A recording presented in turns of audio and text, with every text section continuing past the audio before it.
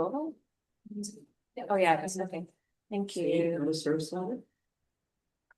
Okay, thanks, everybody. It's 6 p.m. right now, and I'd like to call the public board meeting to order.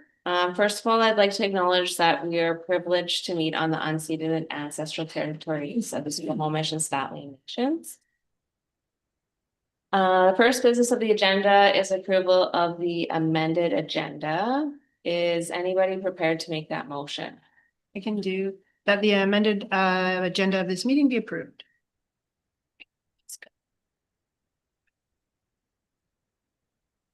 Thank you. Can I get a seconder for that? I'll second. Thank you, Melissa.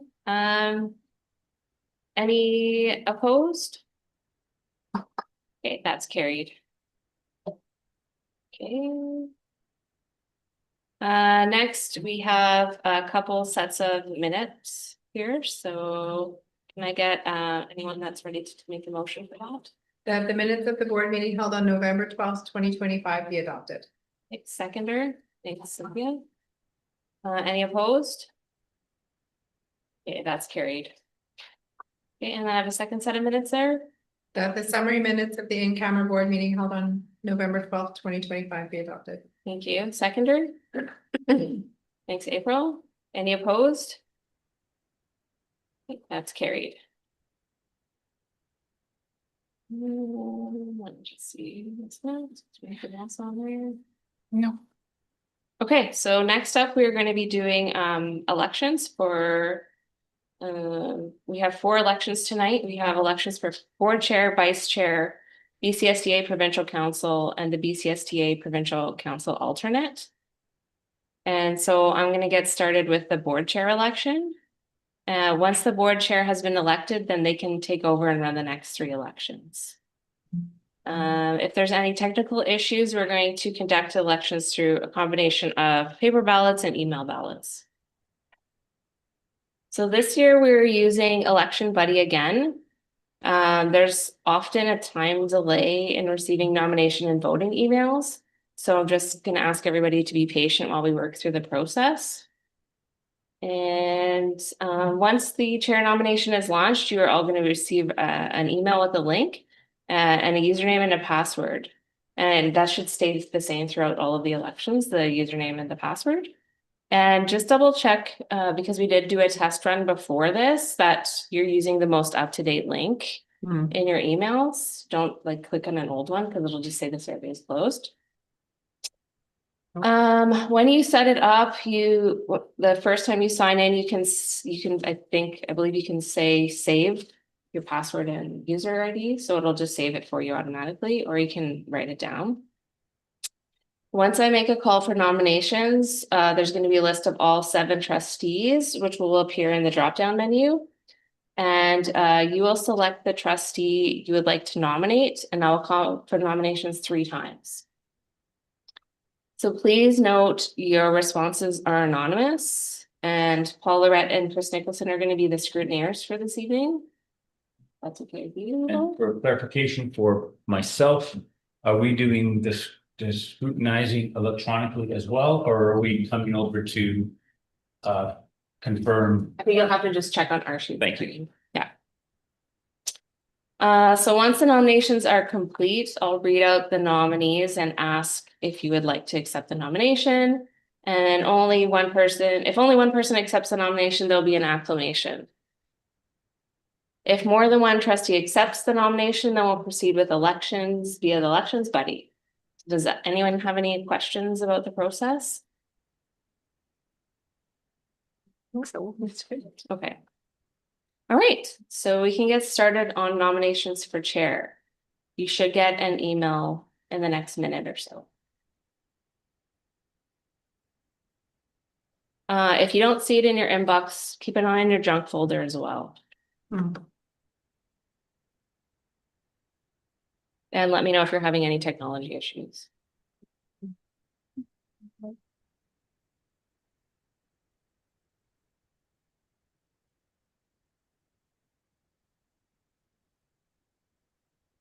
So we played Jeopardy.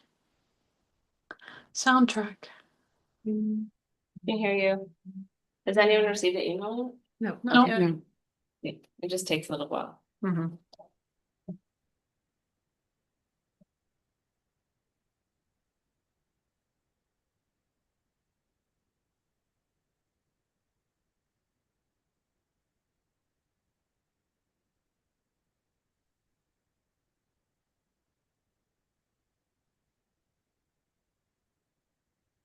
The test one came in faster. It did, Yeah, the test one came really quick.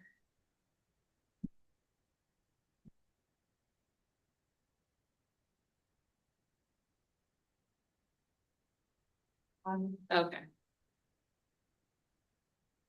Here it is. Okay. There we looks like go. it came in. Okay, so I'm gonna make a first call for nominations.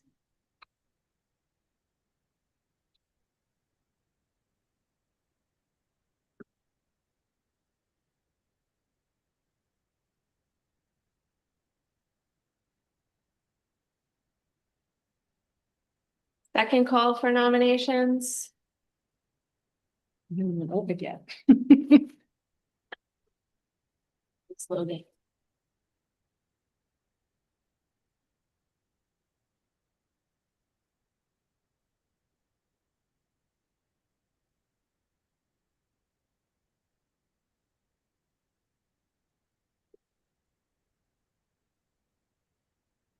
And third and final call for nominations.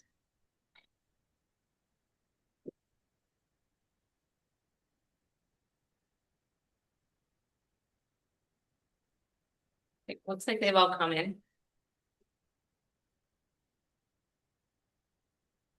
Okay. Want to come take a piece?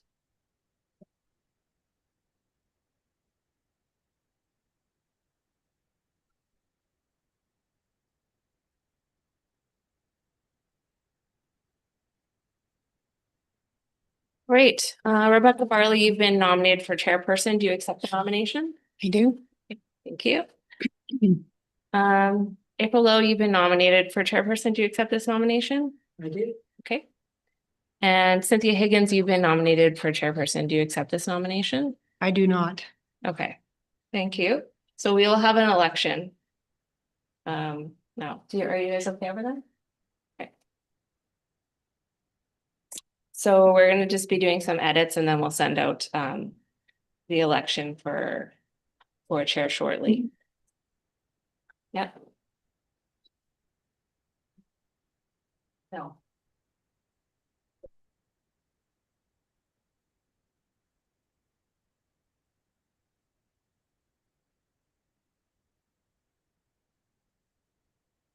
There we go. Okay.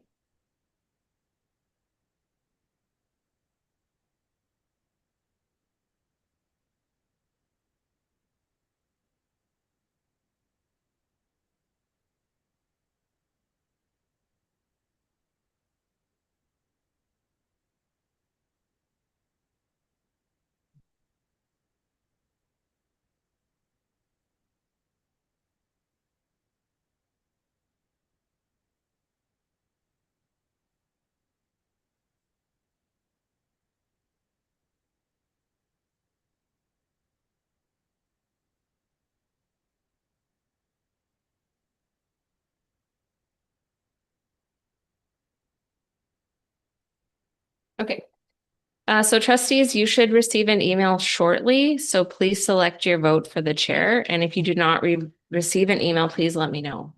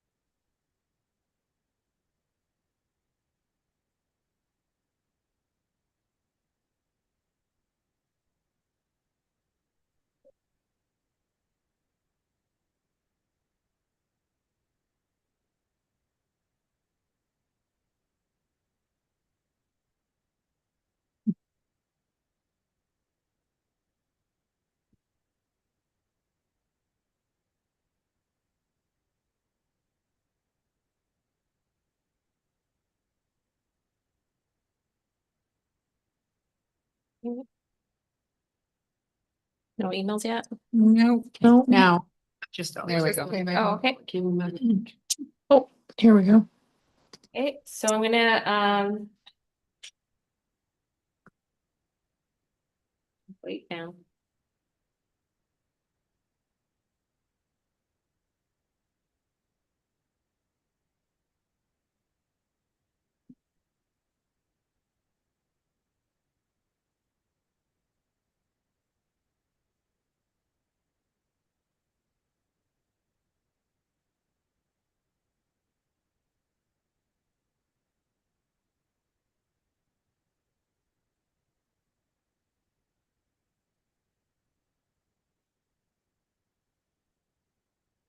Okay, all the votes have gone in. Does Scrutineers want to take a peek?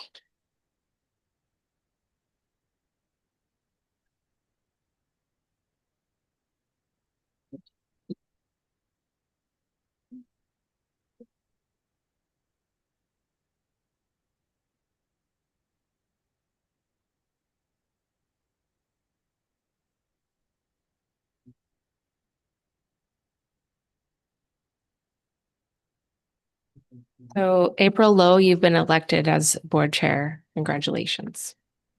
Thanks, April. Trace, please. Spots? You trade what? You chair from now on. Okay, I know, but, okay. Would you just do it from here? Or to, no? Sure. I don't know. You can It's just just me for swap, watching change. you just swap the name tags. Yeah. It's just there's a lot, I mean, I don't mind moving that.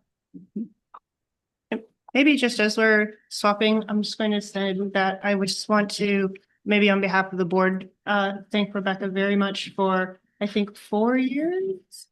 Something like that. Yeah, 4 years of like really thoughtful and strong leadership. And I really appreciate the working with you. And I feel like I've learned a lot from you. And I just really do want to thank you very much for the commitment that you made to the position and the role. And I'm Thank you.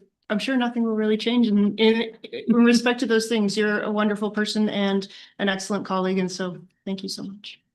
Cynthia. Rebecca, again, I echo everything that Cynthia says, and thank you for all your hard work and all your years of service as chair and 15 years, 17 years of service as trustee. Mhm. Thank you so much. I just spoke with Danielle and she saw, didn't see the light that it would be better if I sat beside her. So Well, usually they're Yeah. passing me stuff Yeah, and yeah. messages, so that's why I was I just should asking. I should have cared a little bit. Mhm. Oh, no. Here goes that.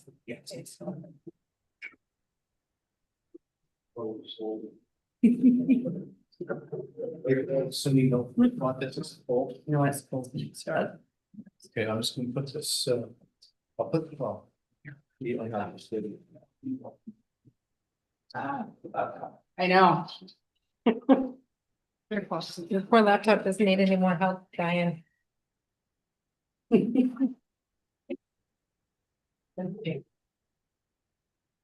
think it's I think we're okay. It's okay.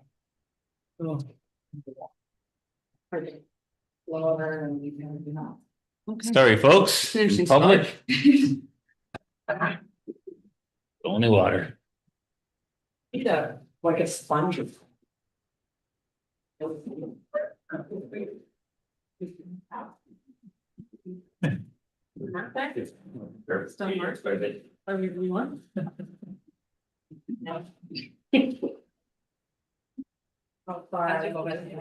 think it's okay.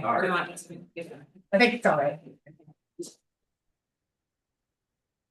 It's part of the carpet. Okay.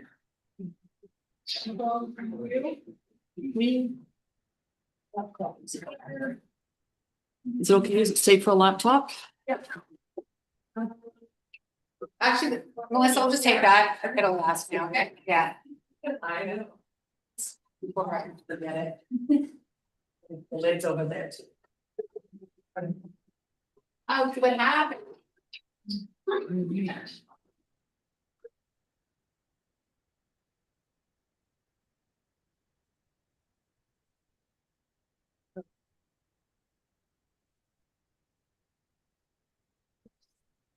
It's yours, Rebecca, or is this April's? I think Me. Oh,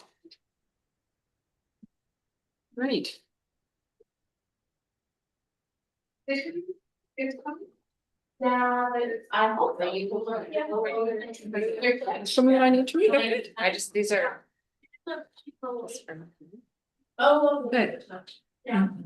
I need to do it 3 times, right? Yeah, No. and I even wrote it down. Okay, we're good.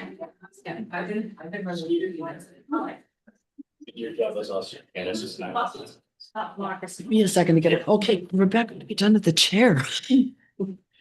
I don't know, I grabbed something and then it dropped I down. don't know, like the chair is like so low. How do you get it up? That I don't know. I feel like I'm sitting on the. I noticed. Oh, there we go. Thank you. Is that what happened? The chair fell? Okay. My phone over here. Okay. All right. We'll all come back together again now that we're ready to continue. All good? All right. Trustees, you should receive an email shortly. Please select your nominations for vice chair. If you do not receive an email, please let me know.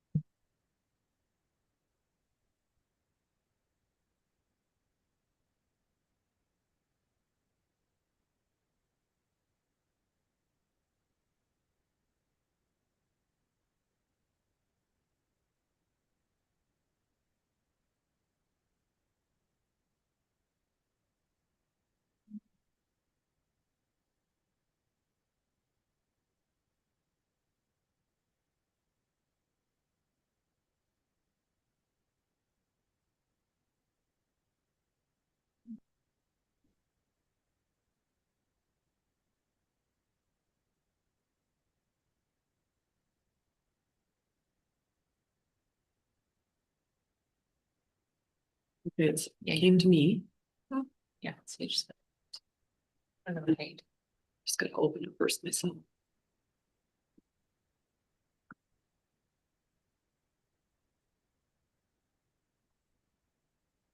Okay, I'm making first call for nominations.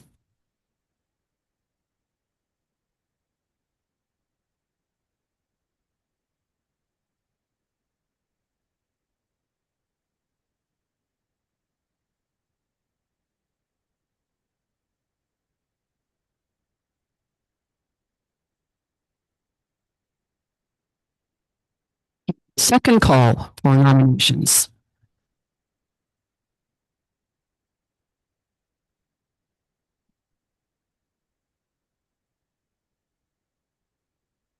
And for the third and final call for nominations.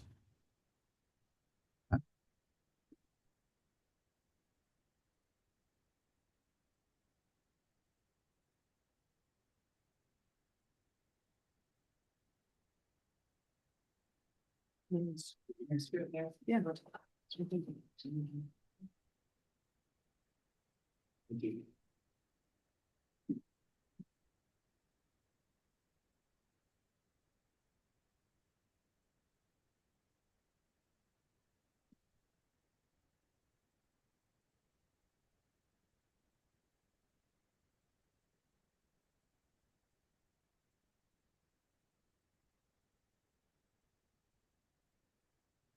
Okay, Cynthia has been nominated for the vice chair position. Cynthia, do you accept this nomination? Yes, I will accept this nomination. Thank you. Thank you. And Rebecca has been nominated for the vice chair position. Rebecca, do you accept this nomination? Okay. So now we have an election. Since we have more than one trustee for the position, we proceed with conducting an election for the vice chairperson's position. Okay, we are now ready to proceed. So I guess we're again waiting for an email from Amy.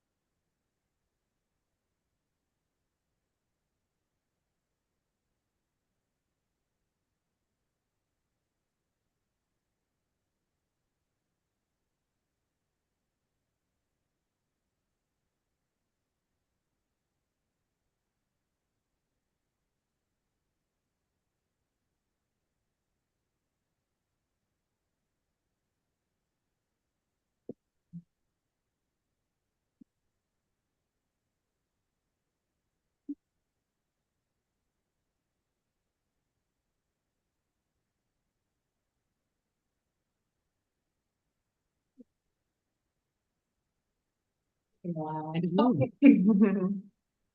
longer than before. Fine. Okay.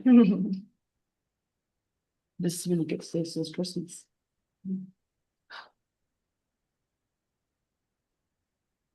There we go. Okay, trustees, you should have received an email. Okay. Actually, I don't have. Oh, I do now. I still do not. Can you tell me when you get it? Oh, I Cynthia? just got it.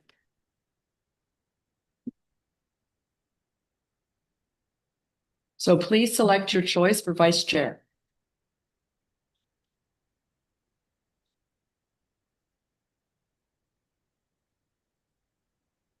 Hmm?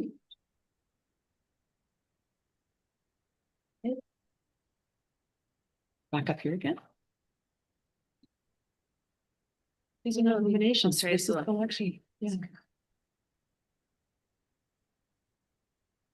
To.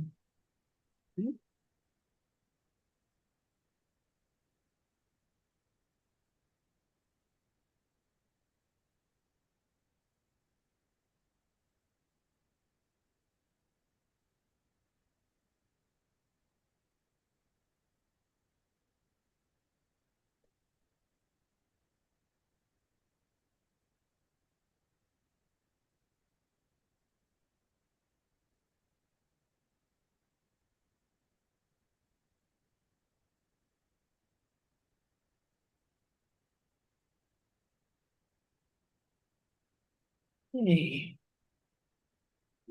Cynthia has been elected as vice chair. Congratulations, Cynthia.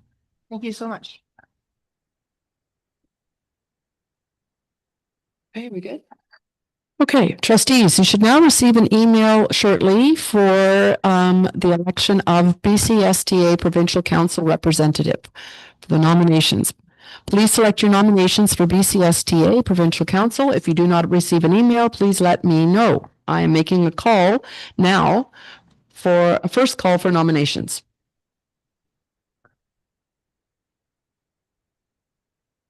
I got the email yet. Oh.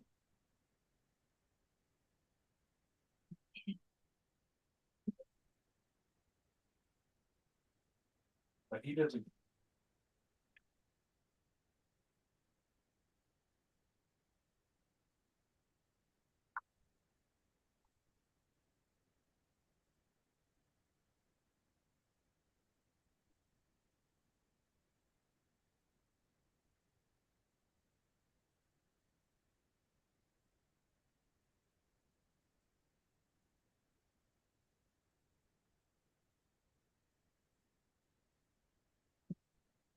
Like watching water bubbles. Grass grow.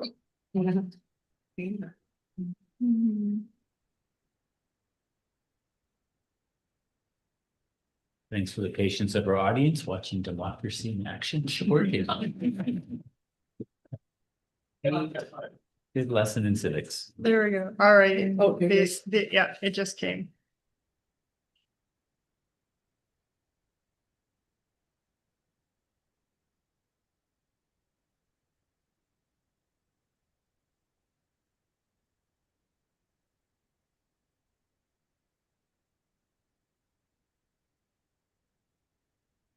Okay, so I'm calling for nominations for a second time.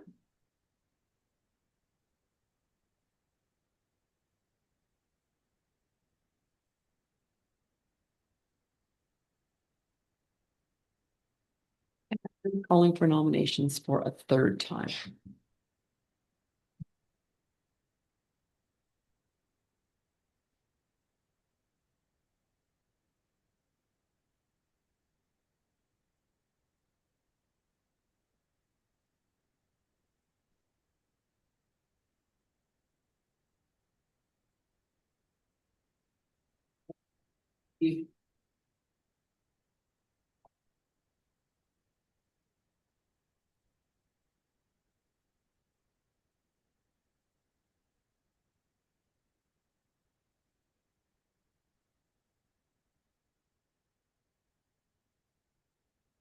Hey, Lisa Turpin has been nominated. Lisa, do you accept the position? Nomination, sorry, nomination. Do you accept the nomination, Lisa? Thank you, but no. Okay. Melissa, you have been nominated. Do you accept the nomination? Yeah. So do we declare the election done? Okay, congratulations, Melissa. You've been elected by acclamation. Well, maybe do. Yeah, but I don't see it. But okay, I'll just follow it again. Okay, so now we are taking questions for the alternate for provincial council. Trustees, you should receive your email shortly. Last one.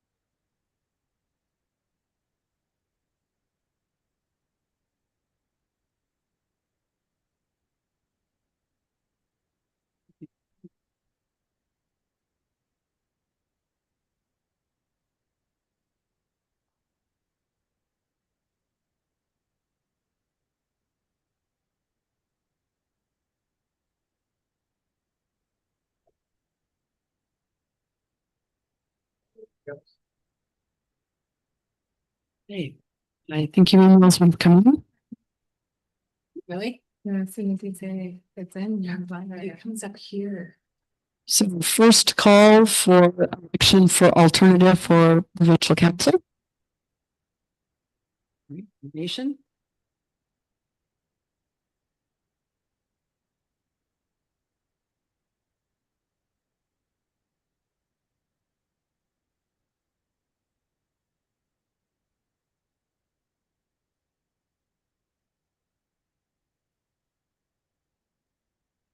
Second call for nomination for alternate for BCSD Provincial Council.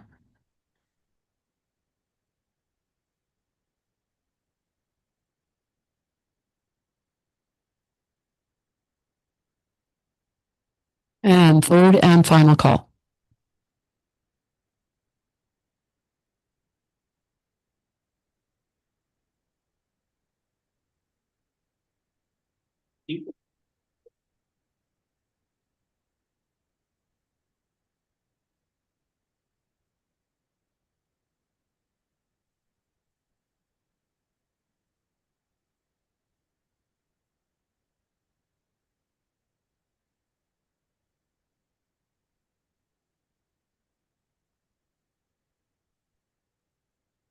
Okay, Cynthia, you have been nominated. Will you accept the position? Yes, I will. And Lisa, Lisa, you've also been nominated. Do you accept the position? Or the nomination, sorry. I could go for alternate. Might be fun to learn some new things. Okay. So we now have an election. In consideration of time, if Lisa is interested in doing the position, I can happily withdraw my nomination if that's allowed. Is it? Mhm. Okay. So congratulations, Lisa. You are the alternative. Yay. Thank you, Cynthia. Learning. You're really welcome. I think it's really nice to have a variety of people be able to have opportunities in different roles because I think it just builds capacity within our group of 7. So I think that's terrific. Thank you. I think you'll like it. It's really neat. Okay, so that concludes our election. And I'm just waiting for Danielle to come back quickly with my marching orders. She's coming, but I can do it actually.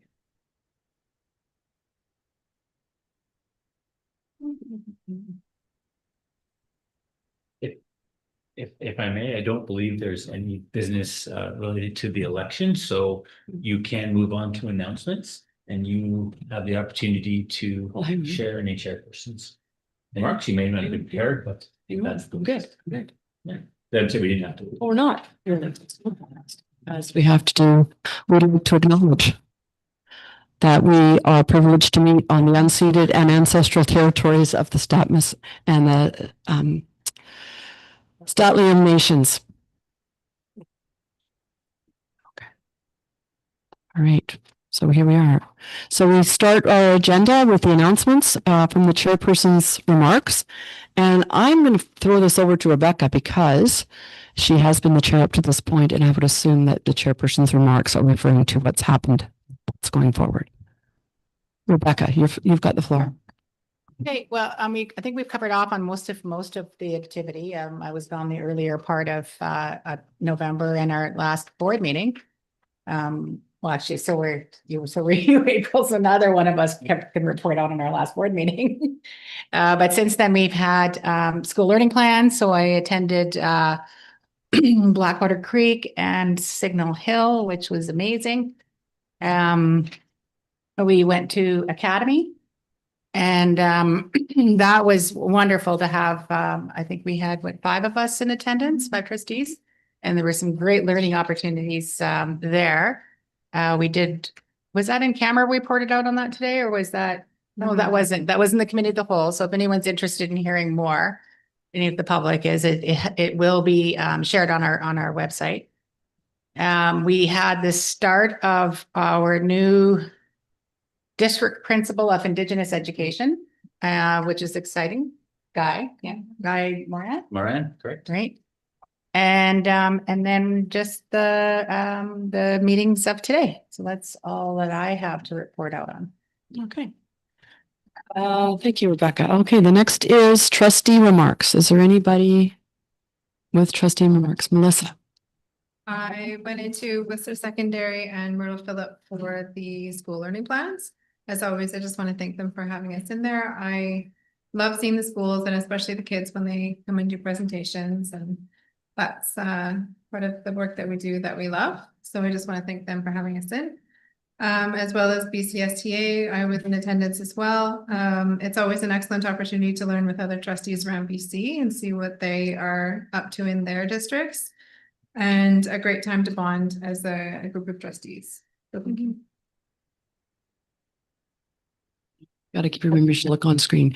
Lisa, go ahead. Yeah, I'd like to report out that I was actually very fortunate to be able to go to the House Sound Grads fundraiser with the amazing culinary team. It was a very great event all around. Hopefully raise some good money for the graduating class as they're trying to reach a goal for very cost-effective graduation ceremonies as rental increases keep skyrocketing. Also happy to report that I'll be hanging out tomorrow with House Sound Secondary's band group at their gala. So Fran Booth will be dressed in all things glamorous, and I'll be hopefully touting a nice garment to wear beside her. And that one's a fantastic event as well. So, yeah. Okay, thank you, Lisa. Let me see. I'm trying to see online. Celeste has her hand up. Go, Celeste. Yeah, thank you. I'll just do a quick reporting out. So I think I was only able to come to the 6 p.m. meeting last month, and Chris, I believe you weren't there. So I just wanted to quickly report out on the October DPAC meeting because I wasn't able to do it at the last meeting, being so rushed coming in from work. So we met with DPAC last on October 20th. We'll be meeting, DPAC will be meeting again on this coming Monday. There wasn't too much, I'm just going over notes here. There wasn't too much discussed that I have to report out. And Chris, unless I'm missing anything that you might have made note on, the only thing to note is that there's a very, very good group of parents involved in DPAC now. For any schools that are missing a DPAC rep, I can see that there's no DPAC rep for Blackwater presently, for Valley Cliff Elementary, and I think that that's it. So I would just really, and then Statmas is also missing a DPAC rep. So anybody that's interested in serving in DPAC, it's a really, really wonderful group. There are options to attend meetings remotely, and it's just a way to connect with other PACs and also to have an interface with the superintendent and a trustee. And Paul is usually at those meetings and gives presentations that the representatives can then take back to their schools. DPAC puts on really great presentations. And also in this list, I just wanted to mention there's a parent and guardian event calendar, which is posted on our website with a lot of really great resources on, I think there's one coming up on establishing safe, caring, and respectful digital communities with kids. And then tomorrow evening, there will be one on understanding, supporting, and connecting with teens and depression. So yeah, that's all I have to say about DPAC. And if there's anything that the board would like us to take back to the next DPAC meeting, that's also something we can discuss as well. The last thing I will mention is that April and I were able to go into House Sound Secondary for their school learning plan meeting, and Cynthia and I went to Don Ross Middle School for their school learning plan. I think both of those schools I've been to maybe 3 years in a row now, possibly 4. And it's just a real pleasure to be able to be invited into the schools serving the youth in our community. And yeah, I've got nothing else to say. And Cynthia. Okay, thank you so much, April. It's been mentioned before that many of us attended Academy. I was there as well. Fantastic opportunity for learning. I learned a lot, I felt, at this Academy. And as Celeste mentioned, some learning plans over the past little while. I'm looking forward to attending Spring Creek's Winter Art Festival. And I think it's a really unique event that they put on rather than a concert. And I'm also feeling like I can free up a parking space at Myrtle Phillip so that other people moms and dads can get in there. I encourage everyone to go. I'm sure parents will go. They love it. And then the last thing I think I'll mention is the ongoing work on the Canadian School Board Association. I'm on their working group to help coordinate the conference that happens this summer in Whistler. It's an incredible conference with people from all across Canada who come to attend. So that's it. I'm going to be super brief. Good. Okay. Rachel, did you want to chime in before I add the final bit? Thank you. I'm not sure if my connection is very good here, but That's good. in Melissa, we had some really fantastic school planning visits with Myrtle Phillip and Whistler Secondary. And I attended the Academy with everybody as well. That was great. And yeah, I just wish everybody a happy holiday season, and thanks to all the staff for all of their hard work so far up until this point. Thank you. Thank you, Rachel. Did you want to add anything, Rebecca, or no, you're good. Okay. So I just would like to also echo that we attended the Trustee Academy, a lot of really, really good learning, a lot of opportunity to bond as a team. It's great for trustees to get an opportunity for that level of instruction and that level of camaraderie. Right. Okay. I also would like at this time to make a recommendation. It's come to our attention that the transportation to and from Whistler during the ski season, and I would also probably think during the biking season, is less than adequate for our students to get there. And the cost to travel on Skylink, I think I'm correct in saying it's $60 for a round trip, which you add that on top of the cost of a ski lift ticket, and it's a big price. So I'm recommending that we as a board write a letter of advocacy to the Ministry of Transportation to improve regional transit for our children, for our students. At this point, it's pretty much non-existent. So as a board, I would like to make that recommendation.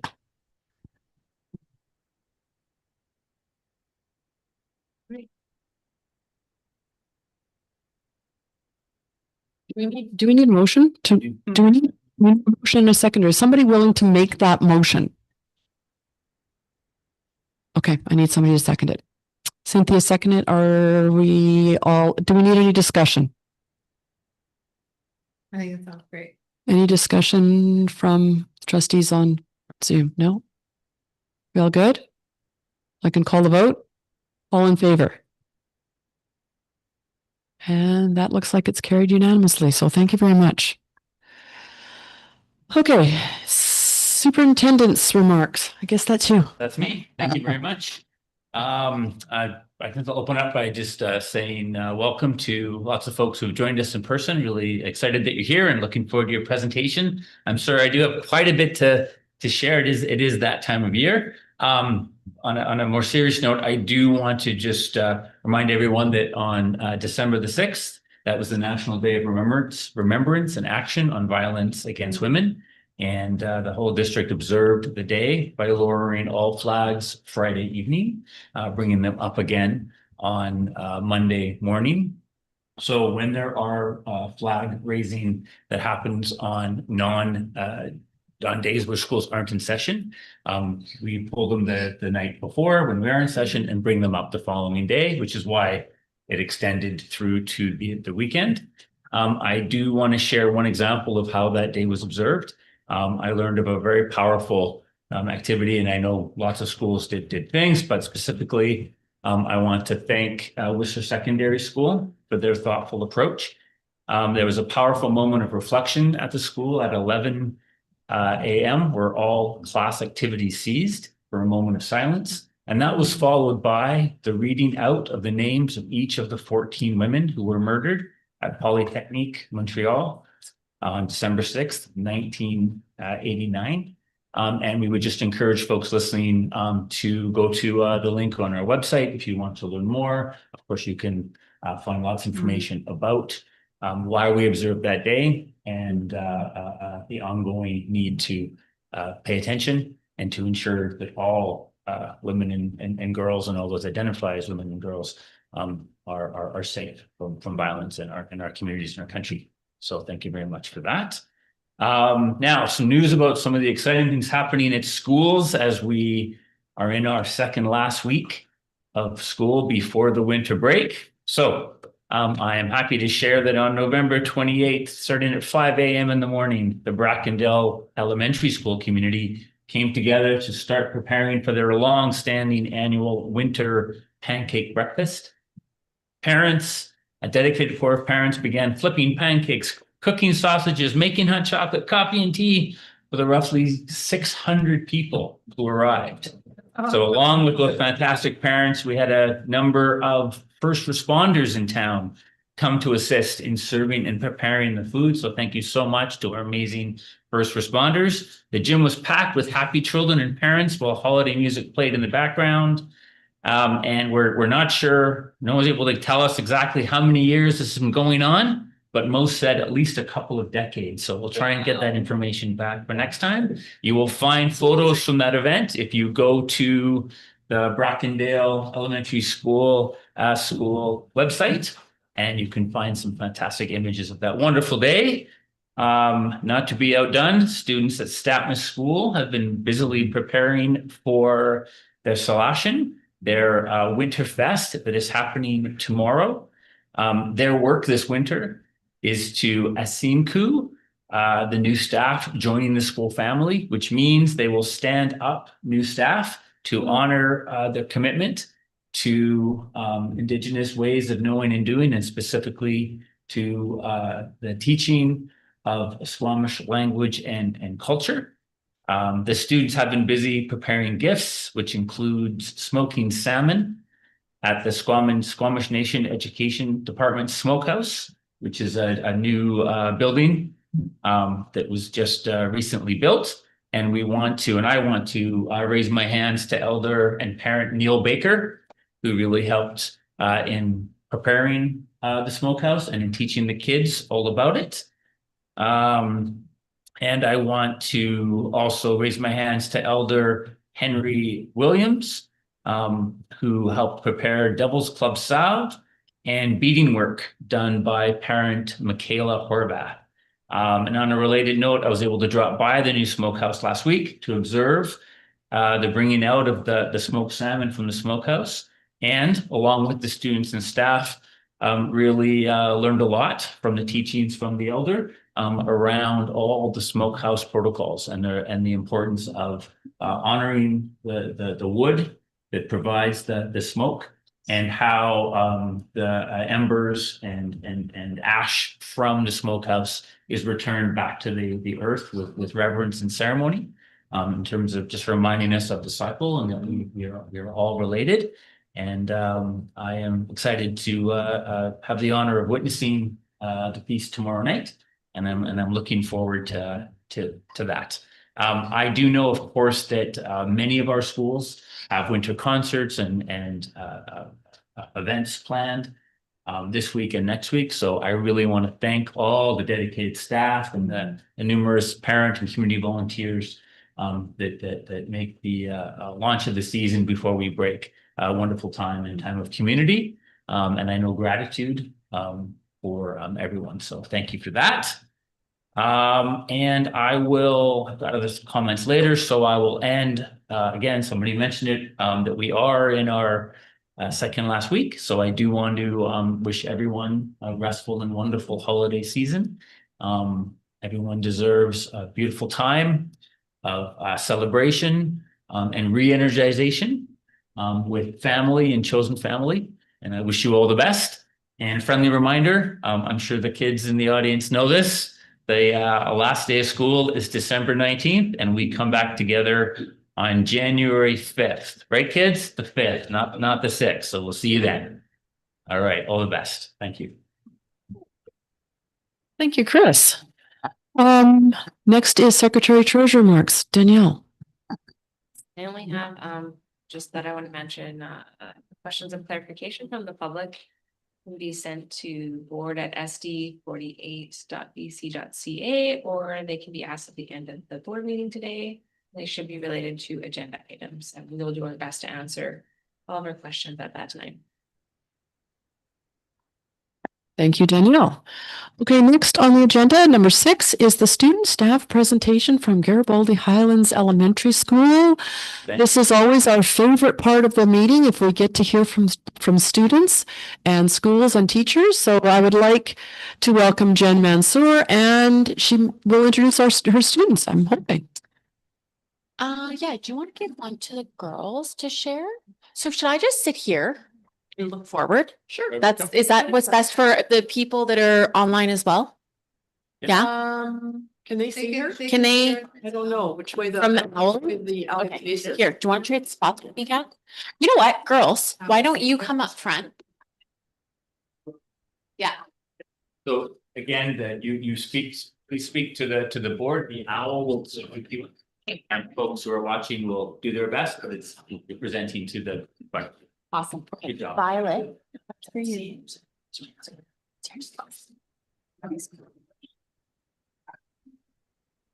Hello? Can you hear me? Oh, okay, great. Thanks.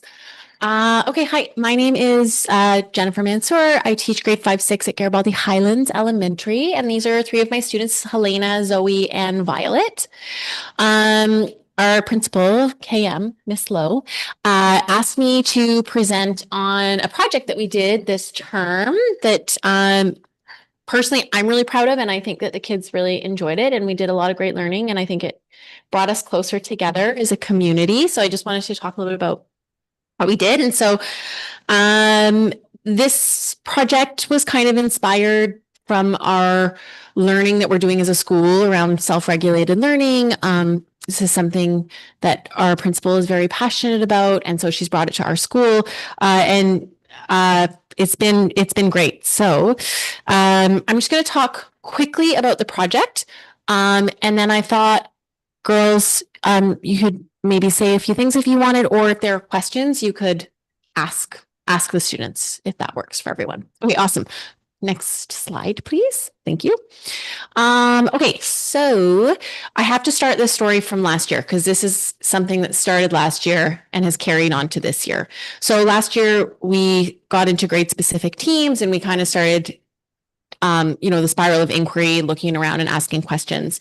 And what my colleagues and I observed, is that our students were not resilient. And we look around, we see all the time, kids aren't resilient. It's everywhere in the media and social media. We're seeing it. And so, we had this question, how can we support students to develop their resilience? Why aren't kids resilient? Next slide, please.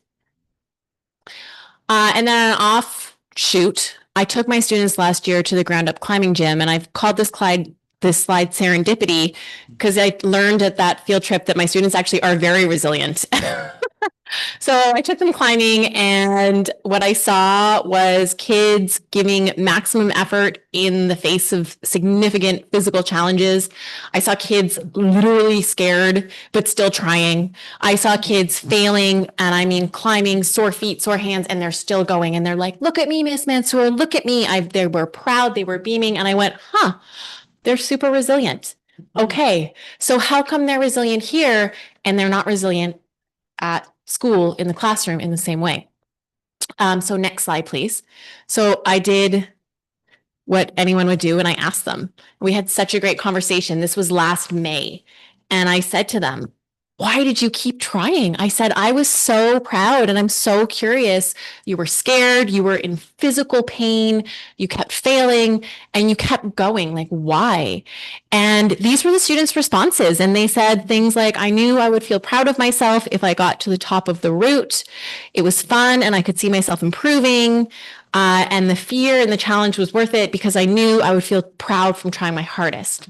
So it's really interesting because I think that these really physical activities that give this immediate feedback and immediate sense of improvement, it's really easy for kids in that context, I think, to show their resilience because it's so kinesthetic and it's so immediate.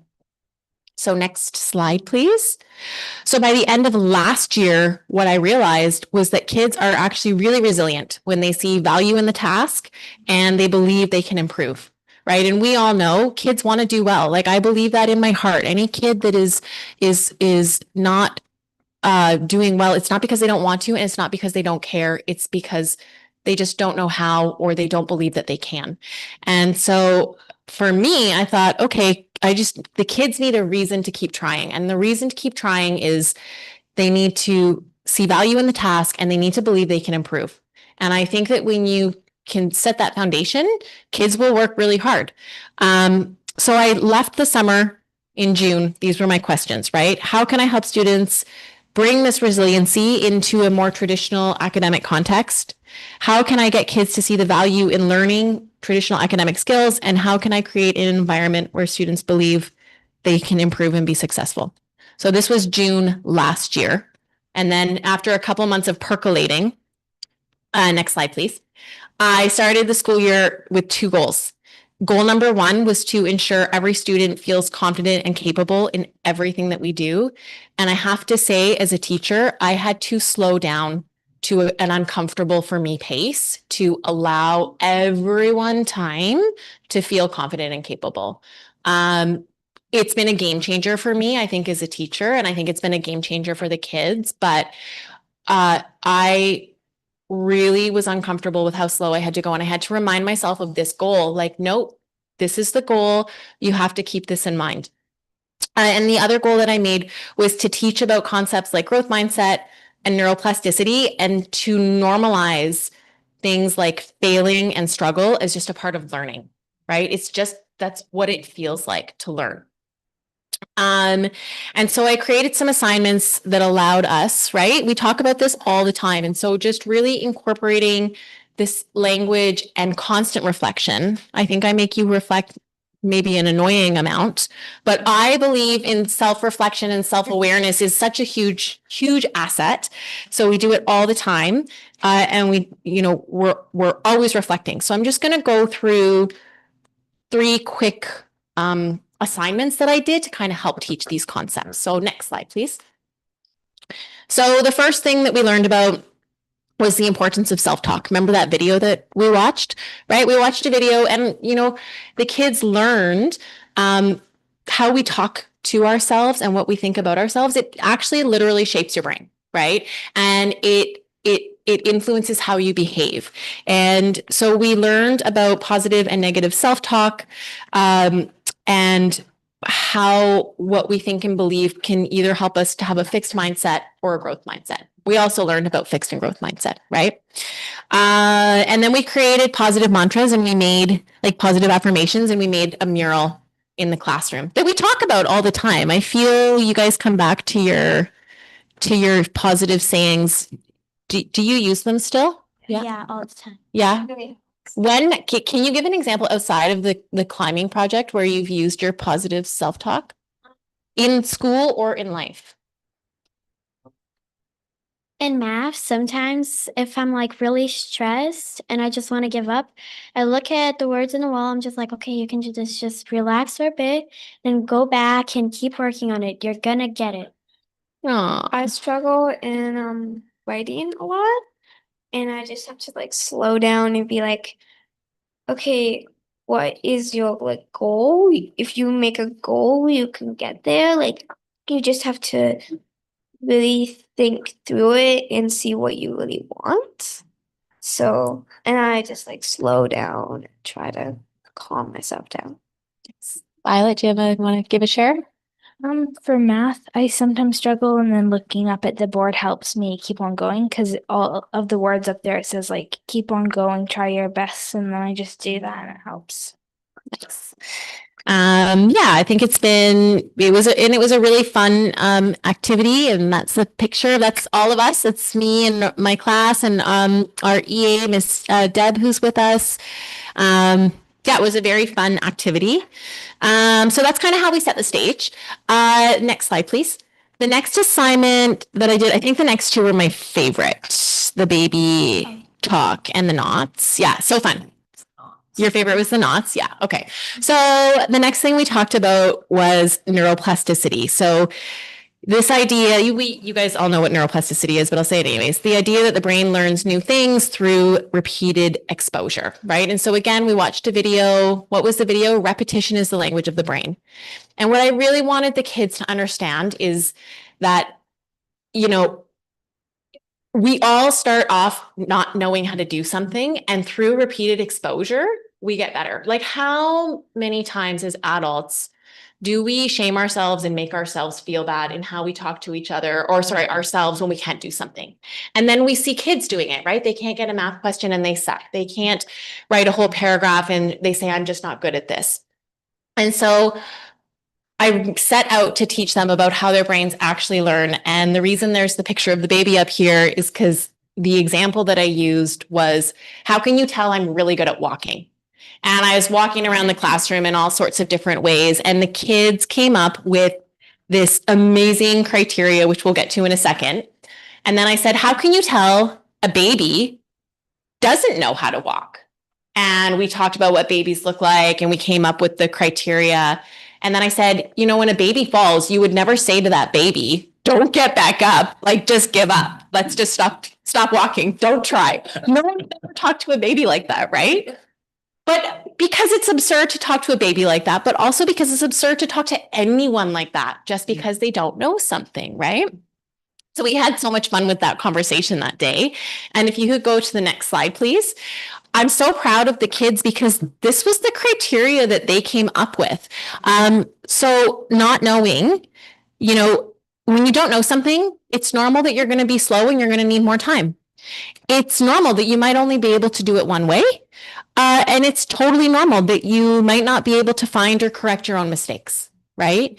When you know something, it's automatic and you just do it quickly. You can do it more than one way, and you can find and correct your mistakes on your own. If I trip, I know how to get back up. I can actually catch myself. I can catch my balance. I'm so good at walking, right? What I love about these criteria, like find an activity that this doesn't apply to, right? It's so universal.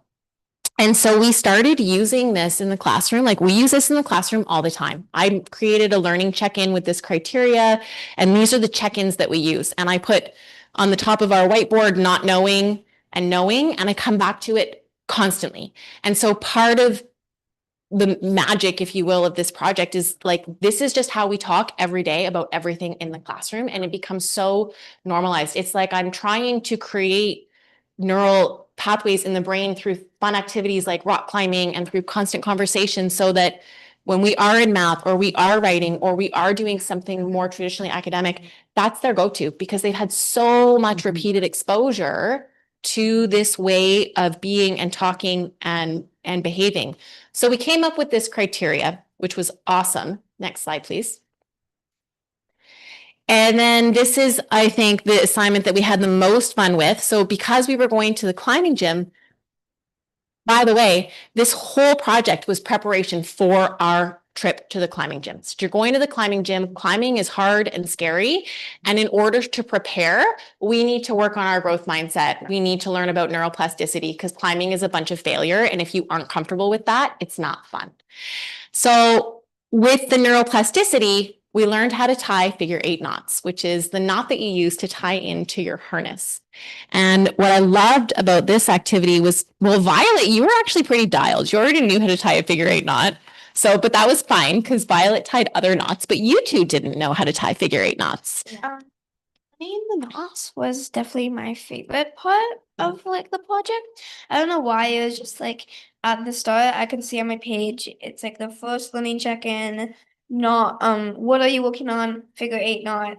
Where are you at? Not knowing, just like highlighted, because I was like so like, how is it going? I am doing really, really bad. I can only do a pretzel. It's not even a figure 8 knot. Just like not even close. I don't know what's wrong.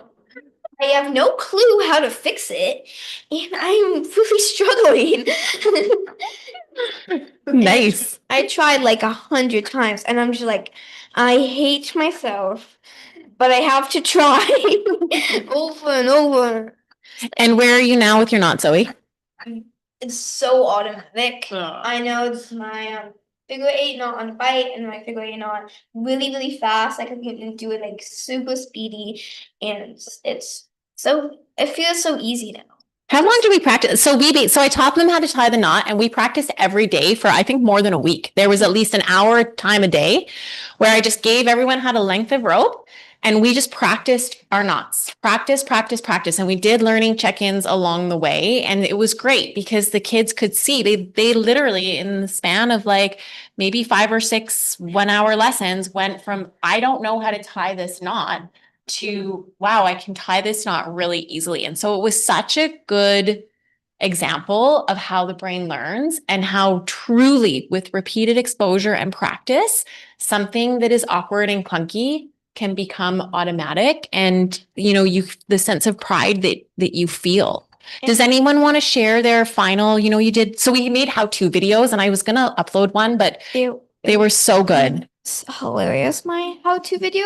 The first thing, like when you didn't know how to tie the knot, you're supposed to like make a how-to video for basically no one, but just to look back on, to like a how-to video, even though you didn't know how to do it. And every time I would just like be like over and over and over, and be like, okay, at the end, you have a pretzel, not a figure 8 knot. If you want to know how to actually do a figure 8 knot, please don't watch my video. It was great. And then we made 2. So we made a video when we didn't know how to do it, and then we made a video when we did, and I had the kids kind of do comparison and really reflect on, how did I feel when I couldn't do something? How did I feel when I could do something? Yeah, and I think that was our funnest project. Helena or Violet, do you want to add anything to the figure 8 project before we move on? Yeah. At the start, I would always get mad at myself. I would always just be like, okay, I just need to take a walk around the pool. I would just be like, oh my God. I would just walk back and forth, and I would try and then I would fail. And I would try again and I would fail. Sometimes I would just like throw the rope at the ground, and I would just like be there just drawing or doing whatever. Just like, I'm not going to do this anymore. But then I always like thought, no, it's okay. You can take a little break, but just come back to it. You're going to work. You're going to get better at it. And then I actually got way, way better. Now I can do it like really easily and I can do it in 2 ways. It was really fun. Nice. Violet, do you want to add anything? At first it was really hard to land, but it was like a twisted piece of rope and I could never really do it. And then I learned how to do it and it was a lot easier. Nice. Yeah. So the last thing that we did, and this slide, you know what, Archie, you can skip this one if you want, but they're linked to the student reflections, but we can also pass around the papers. But if you go to the next slide, Archie, thank you. So the last thing that we did was, we talked about determination, effort, and grit. So defined as determination is your belief that you can achieve something. Effort is really trying hard, and grit is persevering through challenges. And so we had a really honest conversation. I said, we're going to go to the climbing gym in a couple days. So this is like probably 6 weeks we built up to this field trip. And, we talked about what is it going to be like when you get there, kind of setting them up. And, we talked about, it's going to be fun, but it's also going to be physically challenging. You're probably going to be scared at some point and you're going to fail a lot. So kind of front end loading. What are you going to do? How are you going to deal with these situations when you get there? And so the kids spent some time reflecting and, they recognize that, okay, I have my positive self-talk. If I encourage my friends, if we create an encouraging environment, that's such a safe place to fail and to make mistakes. And also, we talked about this a lot, right? Failure is just an opportunity. It's not a final outcome, right? And so preparing and front end loading the kids for what the experience was actually going to be like, I think really helped you to kind of push through. And we went to the gym once and then we came back and we reflected again and we went to the gym a second time, which was awesome because the kids could see how they improved as we went. And it's given us such an amazing foundation of language and practice and I think culture and community in our classroom. And do you guys want to talk about your experience at the climbing gym? Archie, you can go to the last slide, please. Thank you. So the climbing gym showed me a lot how I can't really force myself to do something that I don't really want to do, that I need to pay attention to what my brain is saying. Like if it really doesn't want to do this, I can maybe take a break. And if I want, I can try it again.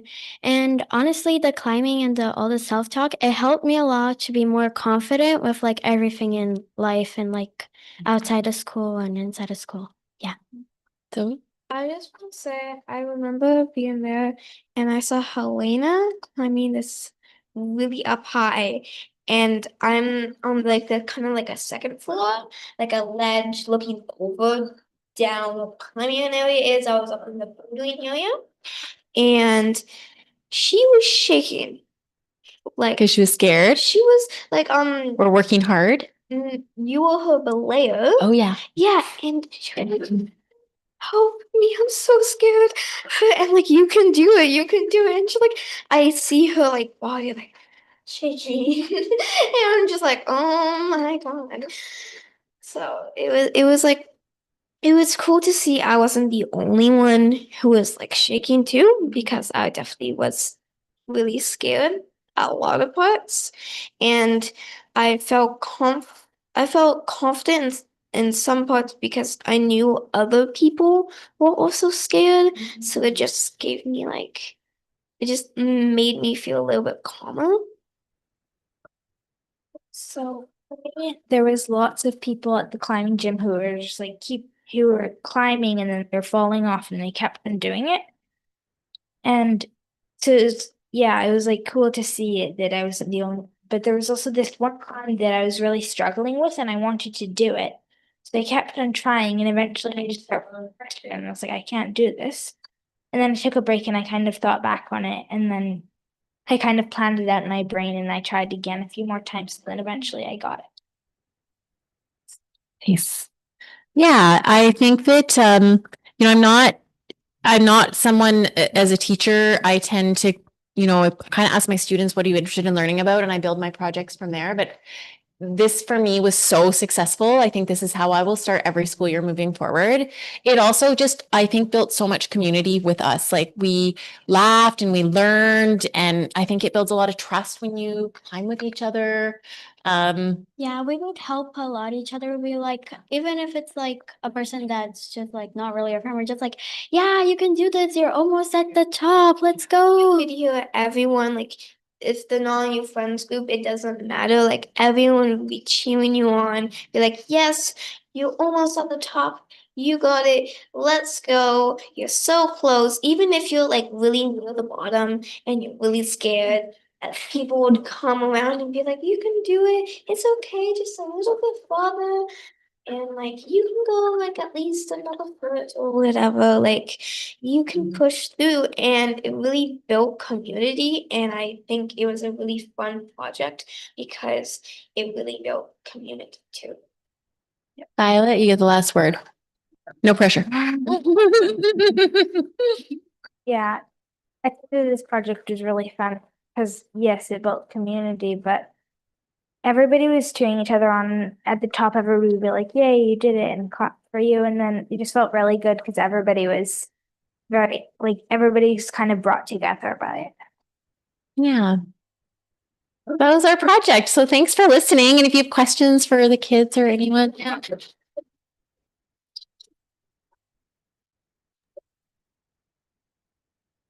I'm going to jump in first, and then I'll throw up questions to give the other trustees an opportunity. But I have to speak first because I am so inspired by you. The way your grit, your resiliency. I got to tell you, when your teacher said about the reflection, you've done it ad nauseum, you never stop. Like your whole life. A good learner will always be reflecting. And I just loved your whole notion about not giving up. And it also doesn't end. You find different things as you grow older and you go through life that are challenging, and you have to show grit, and maybe there's not going to be somebody at the bottom of the rope cheering you on, and it has to be your inside voice that's cheering you on. And I know myself, like sometimes I face challenges, and the easiest thing in the world is to just give up. Go sit on the couch, turn on the TV, and just give up. But that little voice inside of you that you're learning now, and your teacher is helping you develop that little voice. It's going to get you through life. When you are wanting to give up, you're going to get to keep on going. And I so applaud your teacher, because I got to tell you, I didn't learn all this in school. I had to learn all this in life. And so you are so, so, so lucky. So thank you so much. And now now that I've steal the limelight, I'm going to turn it over to, I can't. Oh, no, I can. There, I can see them now. Lisa's got her hand up. Go ahead, Lisa. Hi, guys. I was just wondering, I loved all the positive self-talk and that you were cheering on your classmates as you were going. And my question would be, have you caught yourselves doing that, cheering it on with other students within the school and spreading that awesome message to your classmates or to your other circles of peer groups outside of the classroom? Like, are you being able to pay forward that message of awesomeness and support, or are you keeping it close and not sharing it out? You want to say first? Okay. So I kind of babysit those two little kids. And one day we were at the bus stop because I take the bus to School. Yeah. And then we were just there, and then one little kid was trying to throw a pine cone on this little kind of like a little pond, we can say. And then she was always missing. And then one of the times she got really frustrated. She just went to the a little side of the bus stop, and then she just started not really crying, but she was just like, And then I came to her, I was like, you can try again. That's okay. And then her sister was there beside her, and she was like, yeah, try again. Then I was just helping her to show her how to throw it, and she was just getting more confident. And then she did throw the pine cone on the little pond. Nice. Great example. Great answer. Any other trustees with comments or questions? I'll make a really Oh, Celeste has got her hand up. Yeah, go ahead, Celeste. so much, April. I just wanted to say thank you so much for coming and giving a presentation today, and to acknowledge that it can feel overwhelming to come and give presentations at the school board office. So thank you very much for that. And also, I just wanted to say thank you to your teacher for helping you to develop habits that are healthy. And like April said, when we were in school, we didn't get to learn things like this. So it's really wonderful to see. And yeah, just thank you for coming and giving a presentation this evening.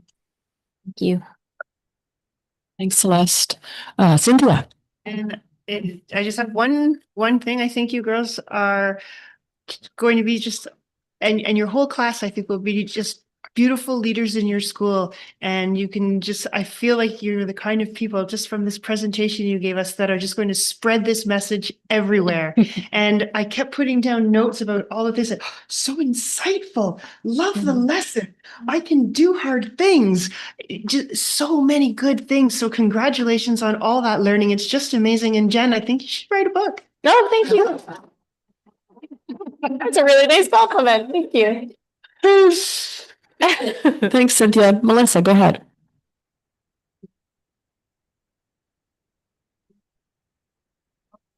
Here. Oh, sorry. Thank you for coming in and being brave and presenting to us. We love seeing this. We love having you in, and seeing what you're doing with your teacher is absolutely so positive and wonderful. And I hope that it is something that you keep in your brain, this positive self-talk. Your teacher had said that she wants to normalize failure and struggle as a part of learning. Is that something that you feel like you've latched onto and you can hold on to for the rest of your life? Or do you feel like that's something that you're still working on? Well, for me, I'm definitely still working on it. Like it's not full like normal. I still get like a tiny bit like little just like done. But I'm not like fully like, it's okay, you can do it, whatever. Like, and then I just take a moment and then I feel that way. I still have like a little reaction, just be like, ugh. So I'm still working on it, but it's definitely really close. But even that self-awareness is amazing. I was right? just gonna say that. Sorry, Yeah. Melissa. Thank you. Yeah, I think I'm gonna bring it to the rest of my life. I'm still not like completely like, yeah, let's go. You can do this. I'm not doing it, but let's keep going. I'm still like a bit like, maybe I should just give up and try something easier. But but I'm practicing on making my brain think like, yeah, you can do this. It's okay if you fail. But yeah, I'm definitely gonna bring this for the rest of my life, and this is gonna help me so much. So thank you. Aw. How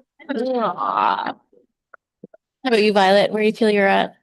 I think that I'm pretty good at it, but sometimes I still get a bit annoyed at myself. I'm like, you can't do this. But then eventually I kind of just catch myself and like, what am I talking about? Like, I can do this. Just keep on track. Which is okay too. I mean, you know what? I think everyone in the room is probably like that. And having that self-awareness and catching it, and then making that choice about how do I want to move forward now that I'm aware that I think no one's perfect, yeah. but you can be close. Yeah. Close to perfect sounds great. So great. Thank you so much thank again. That was amazing. Yeah. Thank you so much. Oh, and Ted has his presentations. So we're just going to give you a little thank you gift. Very old fashioned thank you gift. These are pens. These are official School District 48 pens. And I think you should take this on the road, this learning, and share it with other schools Yeah. because it's brilliant. Thank you so much. Good job.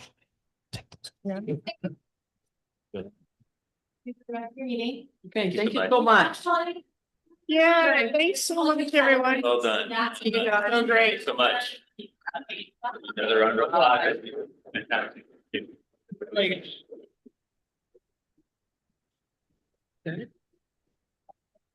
Really good. How back to 12.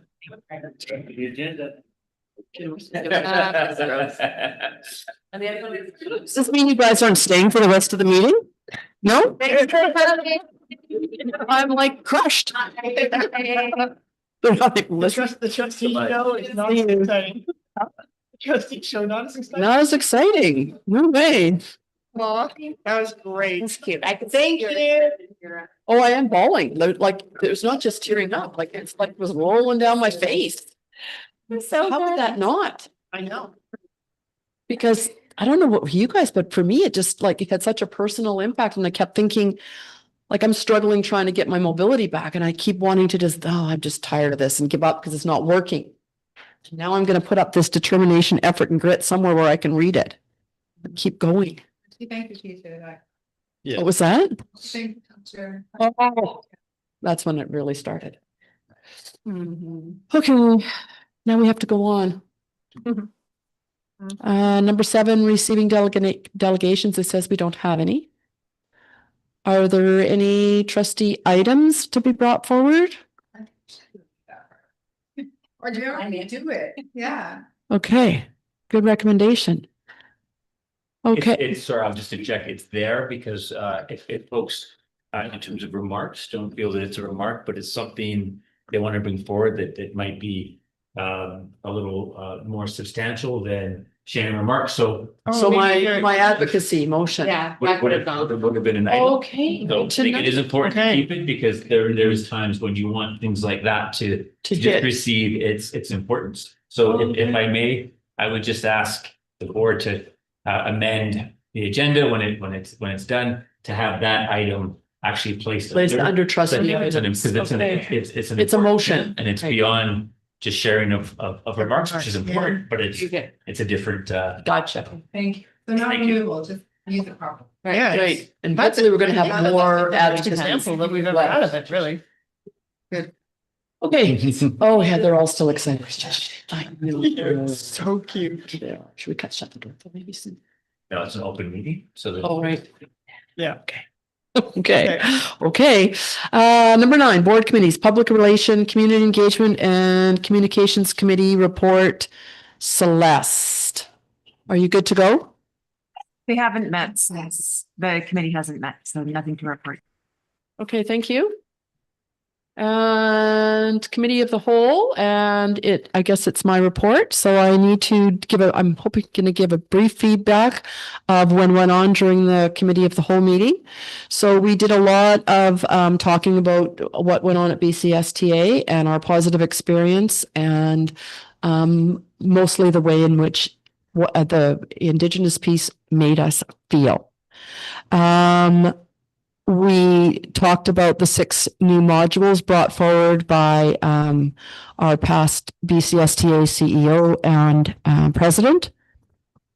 Then we talked about Minister Ma and her honesty that all capital monies are about building classrooms, and it was mentioned that we appreciated it that she brought forward the truth and was not just a politician.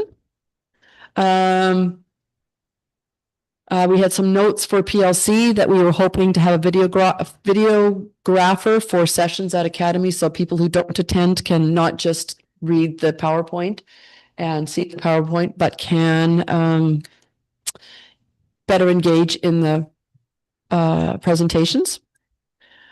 Then we had to talk about the transit hub in Pemberton and the safety policy. No, that's policy, isn't it? No, it's not. We did talk about it in here. So Melissa brought forward that we were talking about the transit hut. Pardon? Yeah, it's okay. I have it on hand. Yeah, I did. I took really good notes during meeting of the whole, I think. I hope I did. If I missed anything, just throw me a note. But no, where are we? We talked a lot about the transit hub policy and how it is impacting the students at Signal Hill. And is there anything else I missed, Danielle, about the meeting of the whole? I think that's it, because the next ones I have a policy. Oh, wait, I did say that. That's coming. I just didn't flip my page. Great. We heard from Kevin Godden, who is our leader, our facilitator in in the writing of our strategic plan. It was super fantastic to meet him and hear what he had to say about where we are at with the plan and where we are going. He talked about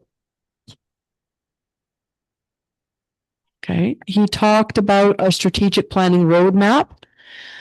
He talked about the importance of student-centered learning. He talked about equity. He talked about that voices matter. And he talked about well-being drives student outcomes, and also that the well-being of teachers drives student outcomes. Feel good? I was just going to mention, you may want to just remind the public that it was a great session. If they want to learn more about the framework going forward for the strat plan, they can watch his presentation. Yes. Okay. Then, where are we now? Okay, I don't want to go on too much more about that. Then we're on the policy committee. No. Recommendation. Oh, yes, right. We talked about our board education session. The board ran, the staff ran a survey and we chose to have Jordan's Principles of Learning.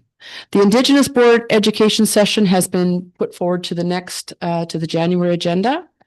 We discussed trustee compensation. And that's it. All right.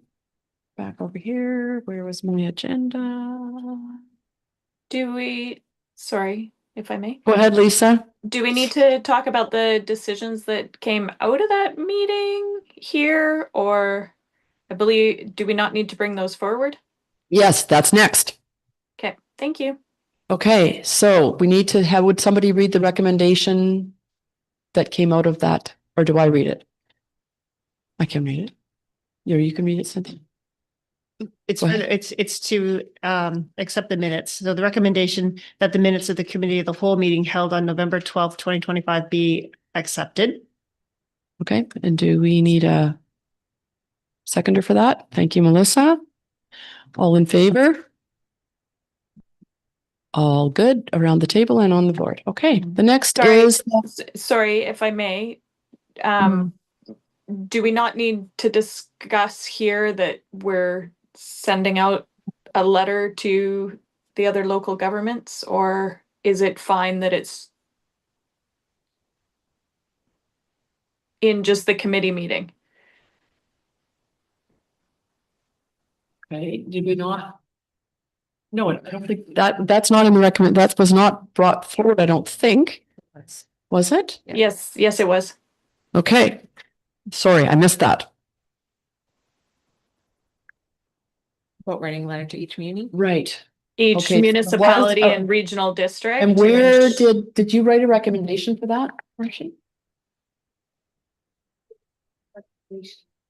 So, okay. Lisa, can you?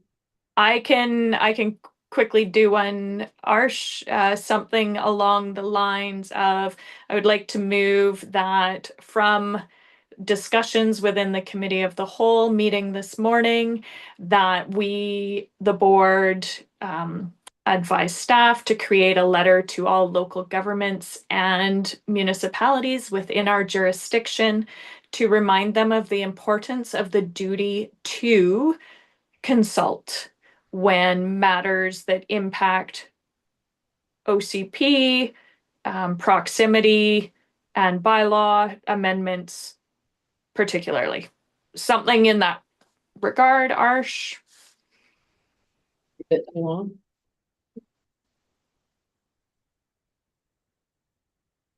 just waiting. Yeah. So, because I believe we have to give staff that clear instruction on what we require as the board to pass on so that they can do the work of the board to make sure we get this consultation. Is that the only?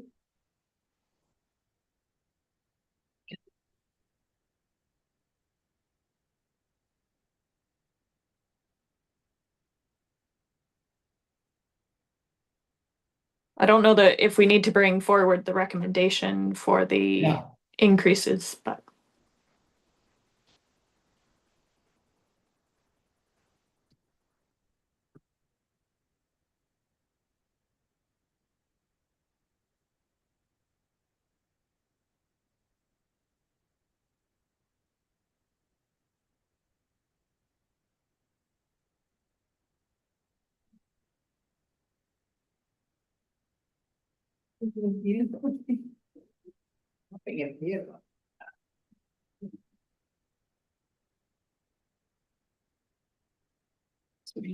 Mhm. Yes. Yeah. Okay. Yeah, I can hear it. But it's still pouring, right?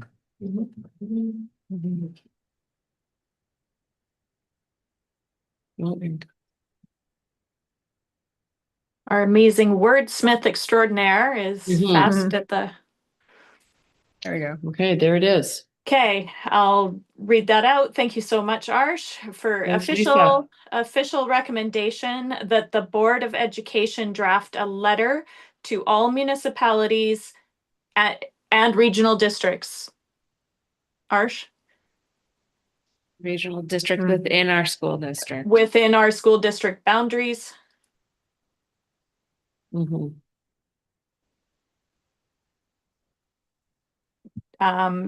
Do we need to limit it there? First Nations as well? They consult differently, do they? Or I just want to make sure that, within our school district boundaries regarding public consultation with the school board for significant decisions like official community plan changes, bylaw amendments, zoning changes, sorry, Arsh. Zoning changes as mandated by the Local Government Act.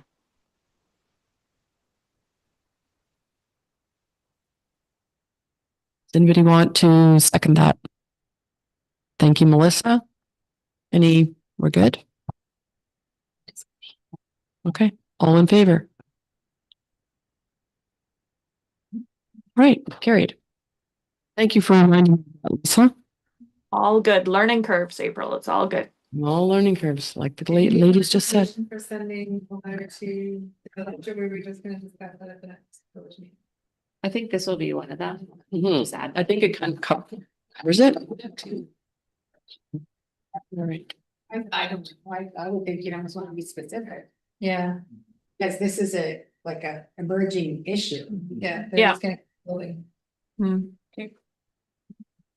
So do we need to write another one? Okay, Yep. Melissa, do you want to draft another one? The Board of Education contacts the Village of Pemberton with a letter to inquire how we're going to keep the children safe that close to a hub transit area.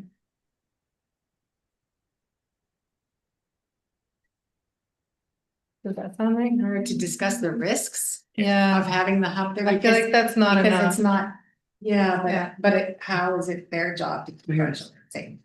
Well, Sorry. they built the hub. It's our job. Yeah.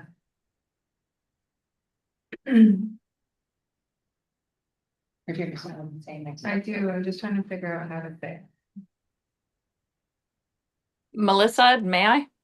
Of course, thank you. That the Board of Education requests staff to consolidate a reply to the Village of Pemberton to express our significant concerns as related to those discussed in the committee of the whole meeting. Is it a reply?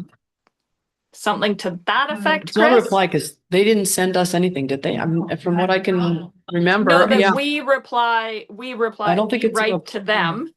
Yeah. We write to them. If I may, my initial suggestion, because this would be the start of it, Mhm. hard to capture everything in one request. Yeah. So my respectful suggestion is to word something like that the Board of Education write a letter to the Village of Pemberton to discuss the new transit hub adjacent to Signal Hill Elementary School to share concerns and work towards a solution regarding student safety. Yeah. Could you say like initiate dialogue about? Mhm. Yes, Yeah, because we don't know what their plan is. They No, might have a they plan. could And so it just, initiate dialogue pertaining to the transit hub that's right. adjacent to Signal Hill Elementary. Great. Although they're probably- Dialogue and consultation. Dialogue or consultation. Yeah. I think the spirit of with Yeah. those words captures what Yeah. we're getting at. Good job, Chris. Yeah. Thank you. Thank you. Are we printing it or? We're just doing. Okay. Boy, I'm suddenly Can I reading. just ask a question Sure. for process? Just because I don't necessarily recall this, do we always bring out of committee of the whole, which is an open meeting, any conversations we have there? Is that our normal practice is to have a bunch of recommendations under that report? Well, because the recommendation didn't happen in the committee of the whole, you can bring it to the public to have it done there. Okay. Because we did make the recommendation Yeah. there, but I don't know if we And then reported it. we, We said we were gonna write to all the municipalities and its regional districts. We said we were gonna Sure. contact the village of Pemberton, so I'm just like, there's a seems Might to be be a redundant. redundancy here. Yeah, you're correct, probably. So- Yeah. but we didn't make a motion in a We didn't second, vote. all of yeah. that. Mhm. We just talked about it. Maybe, I don't know, maybe, There wasn't. It's already processed. right. Okay, okay. Definitely not questioning the No. need for it. No, I hear you. Mm. Okay, I guess though we might as well proceed as we've got this far. Mhm. Does anybody want to make the recommendation now that Archie has it, wordsmithed? That the Board of Education requests staff to draft a letter to the Village of Pemberton regarding the new transit hub adjacent to Signal Hill Elementary and address concerns regarding student safety. And a seconder for that motion? Thank you, Melissa. All in favor? Okay. Thank you. Okay. Moving on. So now we are on the policy committee. And I will give a report on what was discussed at that meeting. So we decided to defer, well, I'm sorry, Danielle, what was the policy number we're deferring to? Elections January? bylaw was the elections. The elections bylaws deferred to January. Policy 611, learning resources. Chris gave a report that he was happy that those learning resources reflected good practice. They protected human rights. They were proud of our current resources. They reflect the diverse needs of our students. Chris, did you want to add anything to that? I think I kind of captured what you said. Yeah, and I believe that it was captured in the public policy committee meeting. Right, right. And the motion's coming up.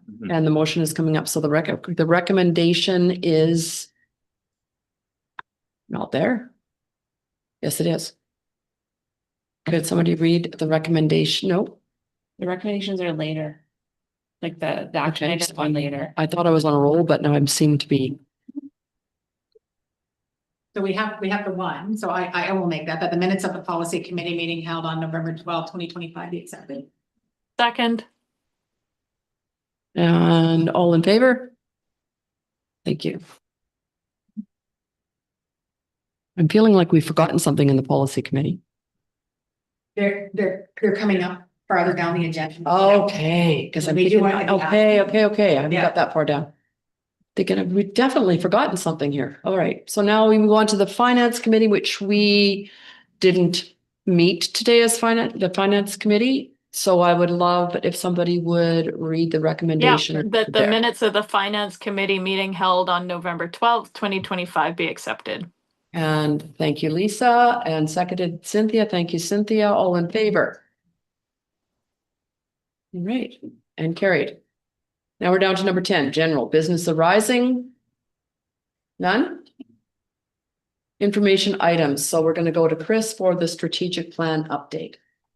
Yeah, thank you very much. So I know we already spoke a little bit about Kevin's visit to the board during the committee of the whole. However, we do have a strategic plan as a standing item. So I do want to share that senior team met with the working group a few weeks ago, and the working group are those folks that are representatives from our principals, administrators, teachers, QP, and we did go through the process for doing those focus groups. And then together as a team, we had draft questions to ask each partner group.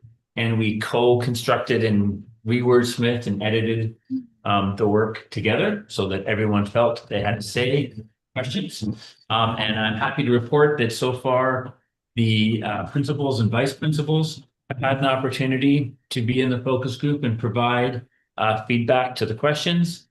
From the teachers, we had 2 groups go through the process so far. We've had the instructional leadership team as well as the assessment committee, the separate meetings with them. So we also, under the facilitation of our Secretary Treasurer, Danielle ran a session for the operations and facilities team and some school district staff as well. So we've met with 4 groups thus far, and we have plans to meet with more as we move forward. We will be taking some time in January as well to do those meetings, because again, timing is everything, and it can sometimes be difficult to get everyone together on an agreed date. And happy to share that at the next DPAC meeting, that will be one of the items to be discussed, is to get DPAC's input as well as the focus group. And I also want to share that we sort of soft launched our strategic plan. So members of the public won't see a lot of information on our website yet. That's under the suggestion of Kevin Godin, our chief facilitator, that we do the more exciting public launch in the new year. So you can look forward to seeing some messaging out to everyone through our website. And we will be sharing again the timeline and all those opportunities for input and involvement in the new year. So we look forward to that together. Thank you, Chris. And you're up again. I am. Winter weather. Thank you so much. Just as a public service announcement, as the snow does start to come in some of our communities, I know that Whistler and Pemberton have already received some snow. We did recently send out our winter weather information. It's on all of our websites. It was shared out with families, but I did want to take the opportunity just to remind folks that schools will remain open unless extreme conditions such as significant damage or lack of heat make it unsafe to do so. That's nothing new. We've always been a district that has prided ourselves on providing a safe and warm place for folks to go. And in terms of bus service, just a general reminder to families that severe weather may disrupt routes, and we'll aim to notify families as early as we can in the morning or even the night before, if possible, when buses are unable to operate. And really important to note that we absolutely respect the discretion of parents and guardians to decide if it's safe for children to attend school during extreme weather. And if families do choose to keep their child or children at home, to please inform the school office as early as you can. And to state that while school might look different under extreme conditions, we're committed to providing a positive and safe learning environment for everyone. And we will happily support students who are unable to attend due to weather. And please note that we also do have alternate locations for all of our staff as well, and our principals who might work in communities different from the ones they live in. So we do have procedures in place to ensure there will be staff at schools to welcome schools. And in the very rare case of a school closure, we'll do our best to let family know by 7 a.m. The morning of, either through or emails from your school principal, on district website, individual school websites, our school news app, our social media feeds, and we do always keep in close contact with Mountain FM, which will also share updates on air and online.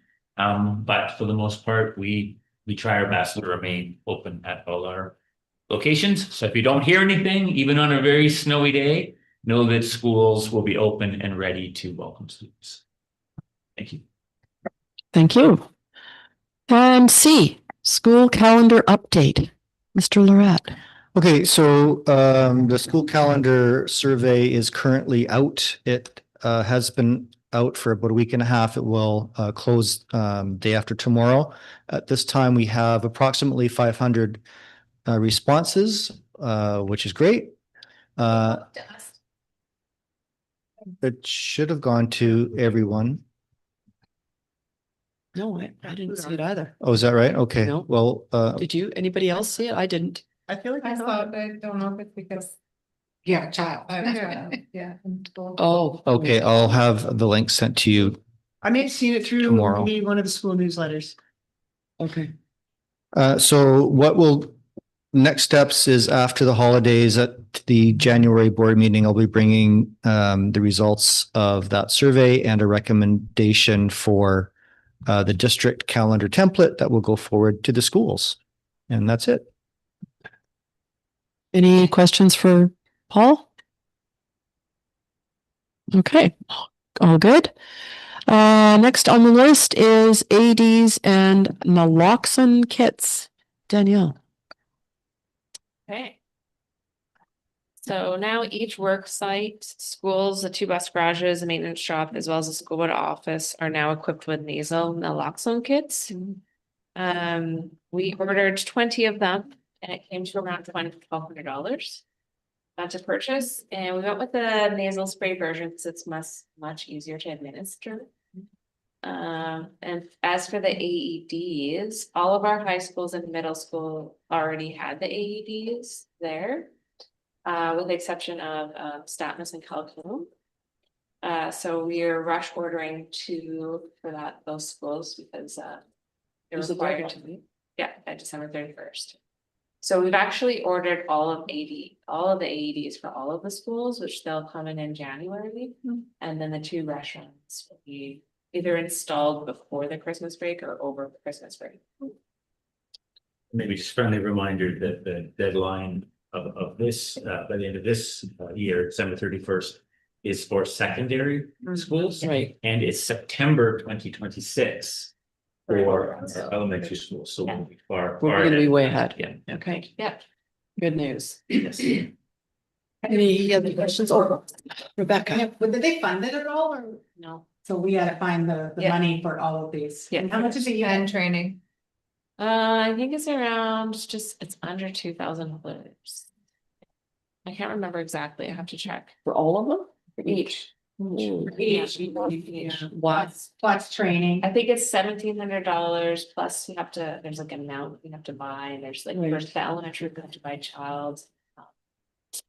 Right. What is that Pads. called? Oh, Pads. right. Yeah, so you have to pay extra for that. So yeah, it's quite a bit. I just think that that's something the public should be aware of, that whenever we're doing the investment, we're doing it ahead of time. And we're not being compensated, so that's what. Yes, that's right. Again, And ensuring everyone gets trained. who does the training? So the good news about the AEDs is they are there isn't every single person in the district is not trained on AEDs. They are meant to be easy to follow and self-use. That said, many of our schools will, of course, all the first aid folks at each school will obviously be trained, and many courses and classes, outdoor education, etc. Some of the schools, they also learn the training, but really important. Thank you for allowing me to speak to that. The kits are meant to be used by anyone as necessary. So whether it's a student, a staff member, a community member in need of aid, anyone should be able to use the device safely. I will just say though, sometimes it's really scary to touch the device if you don't know how. Mhm. And a lot of search and rescue and first responders have training AEDs. I'm wondering if it might be worth asking them if they would donate their time and use of their training AEDs to come in and just do a quick Mhm. training session with anyone who's not familiar with an AED. We do have first aid attendants. Yes, they do provide in the that. schools and multiple, and they all have been trained. Yes. Yeah. Okay. And not just at the schools, like here on site too. Yeah. Or she's trained.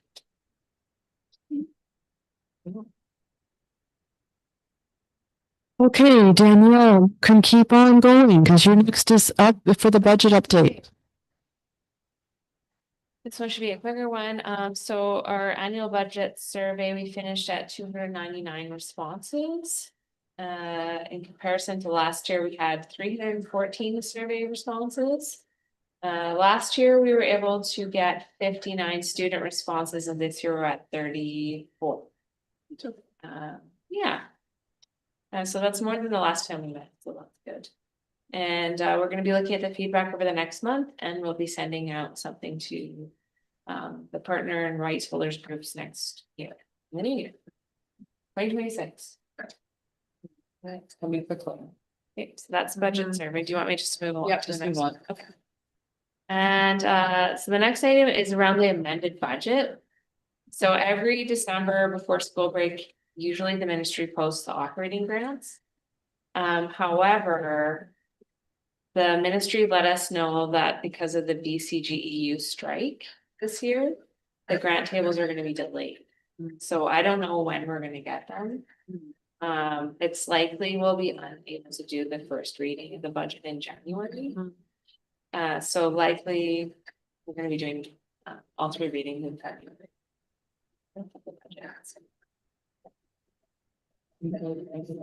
February. Okay, F, we have some attachments, media report and field trip report.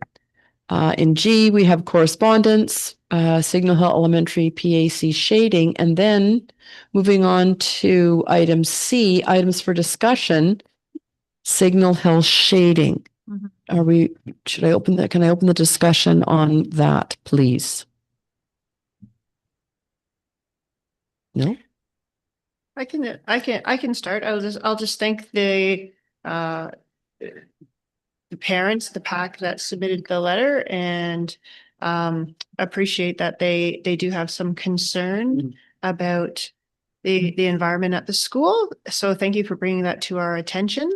I imagine there's quite a few ways of addressing this. I am not versed in playground design or architecture, so that's not in my wheelhouse. I'm wondering if we have anyone or any resources within our district or people who maybe have any advice on that or can speak to that. Yeah, go ahead.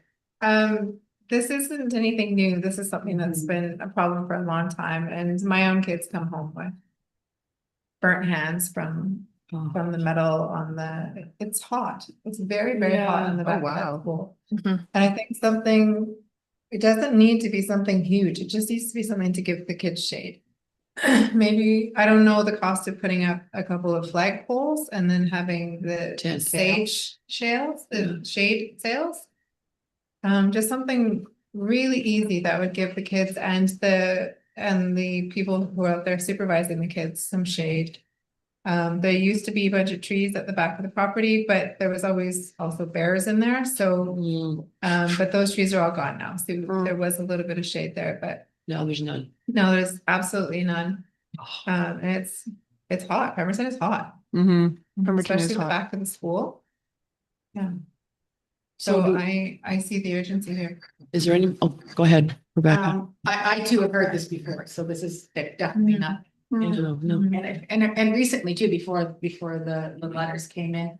Might I suggest that we direct staff to explore what some of the options are?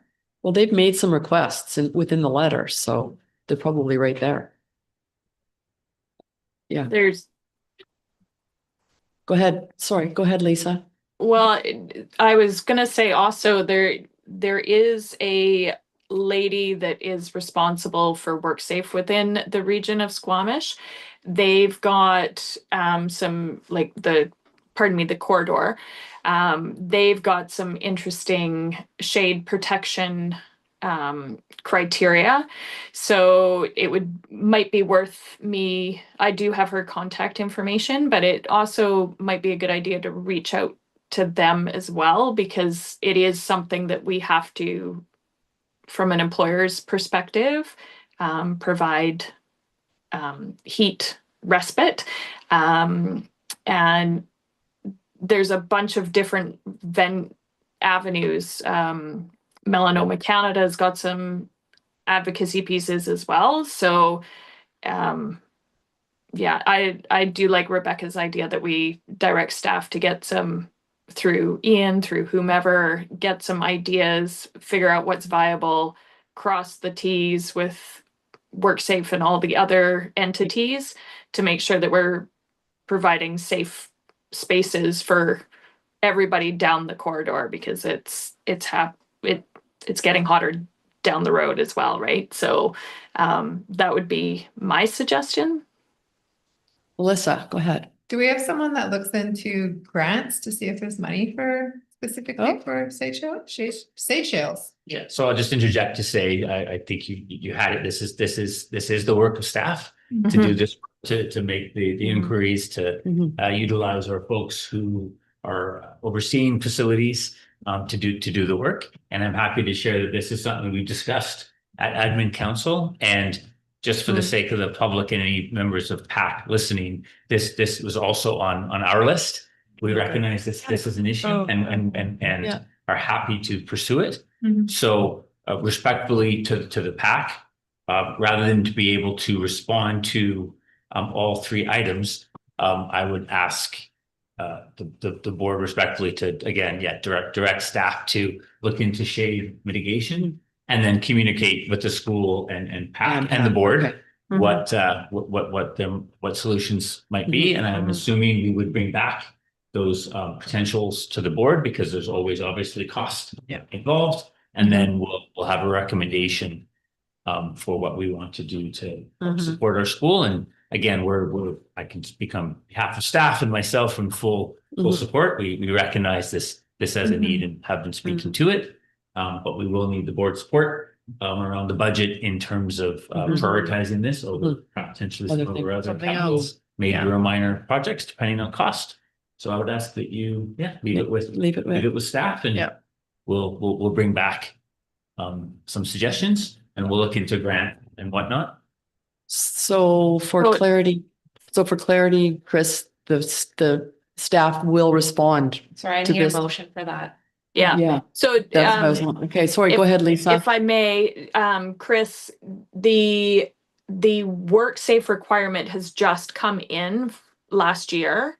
So it may be that there might be some alternate funding that we can't. It's kind of like seismic upgrading, right? Like this is a new legislation put upon employers, and how do we do that in a school setting? So yeah, anyway, I think, do you want me to try and craft a motion, or is Archie going with it? She's on it. She's on it. I've been whispering. She's on it. Well, if I could add, in reading their letter, they are asking for us to acknowledge the concern. So I think that that's what I said. It's already, they've got a request in there. Sorry. So we should finish that piece and write something in response to the Signal Hill PAC that the board is acknowledging, and that we are going to be asking staff to explore options. And then I don't know where we go with the balance of it, because I'm assuming that once there are options, that we will be able to talk to the PAC, but it looks like they want to be included in those discussions earlier on. My interpretation.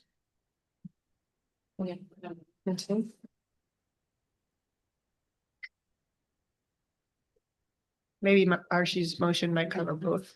I hope so. Yeah, That'd be simpler. but she's very good, as we know. Yeah. Yeah, right?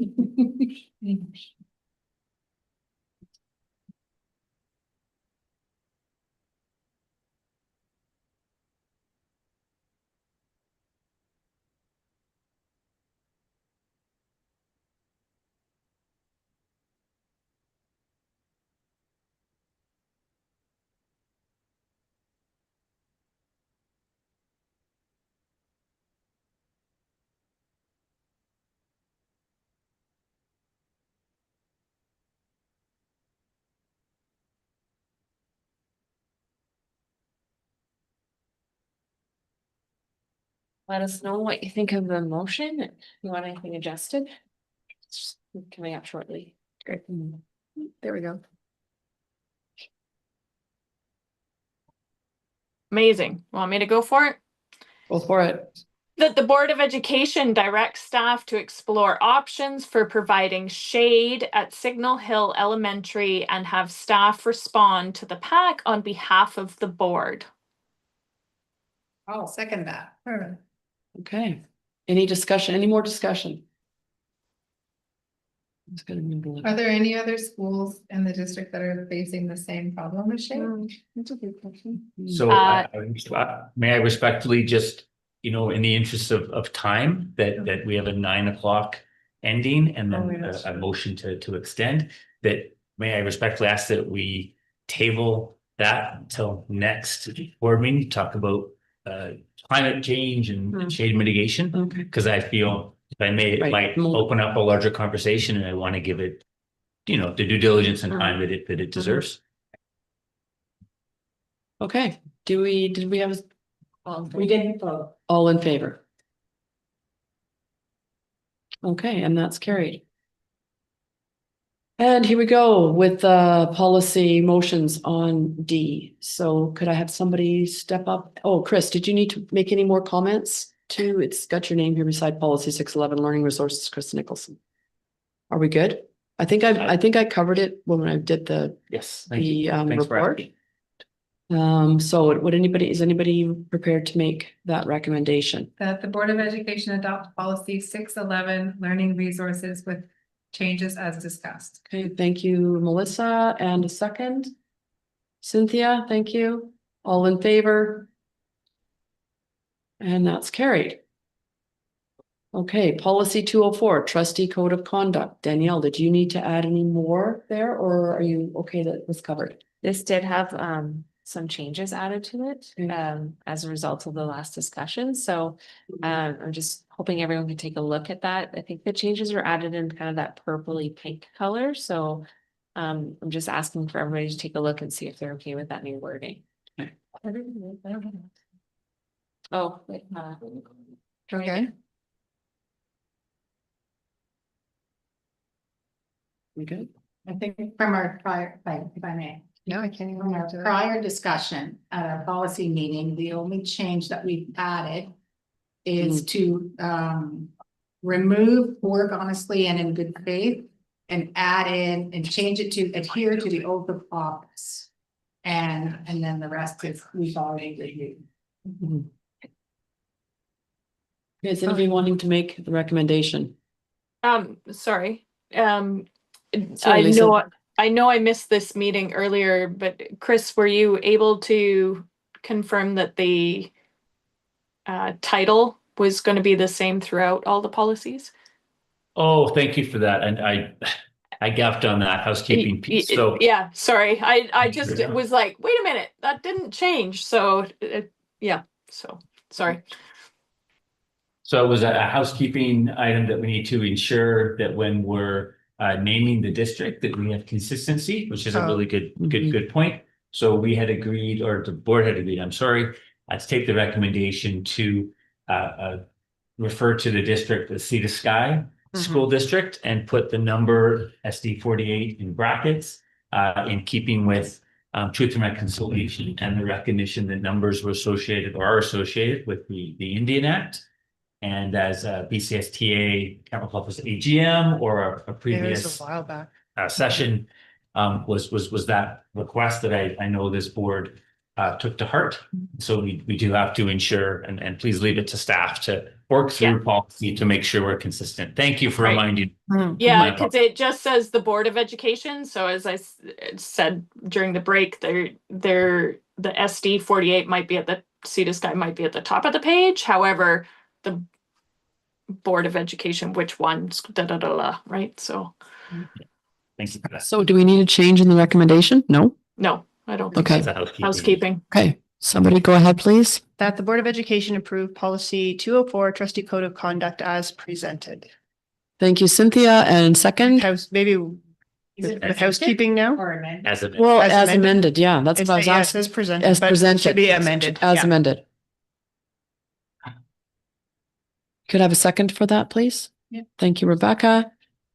All in favor? Oh, Celeste has her hand up. Sorry, Celeste. Yeah, I just noticed one really small thing, Chris. So in paragraph 1, it should read, adhere to the oath of office and make decisions. Just the 2 should be struck before I'm make. sorry, I don't have it open, so that, yes, Oh. that's. Yeah, sorry, it's- Oh, It's all yeah. good. yeah. Whoever does the final drafting of it will probably see She's that. fixed as amended. It's okay. Thank you. You'll see it. Okay, all in favor? And that's approved. Thank you. Okay, action items. E, Sea to Sky online program review.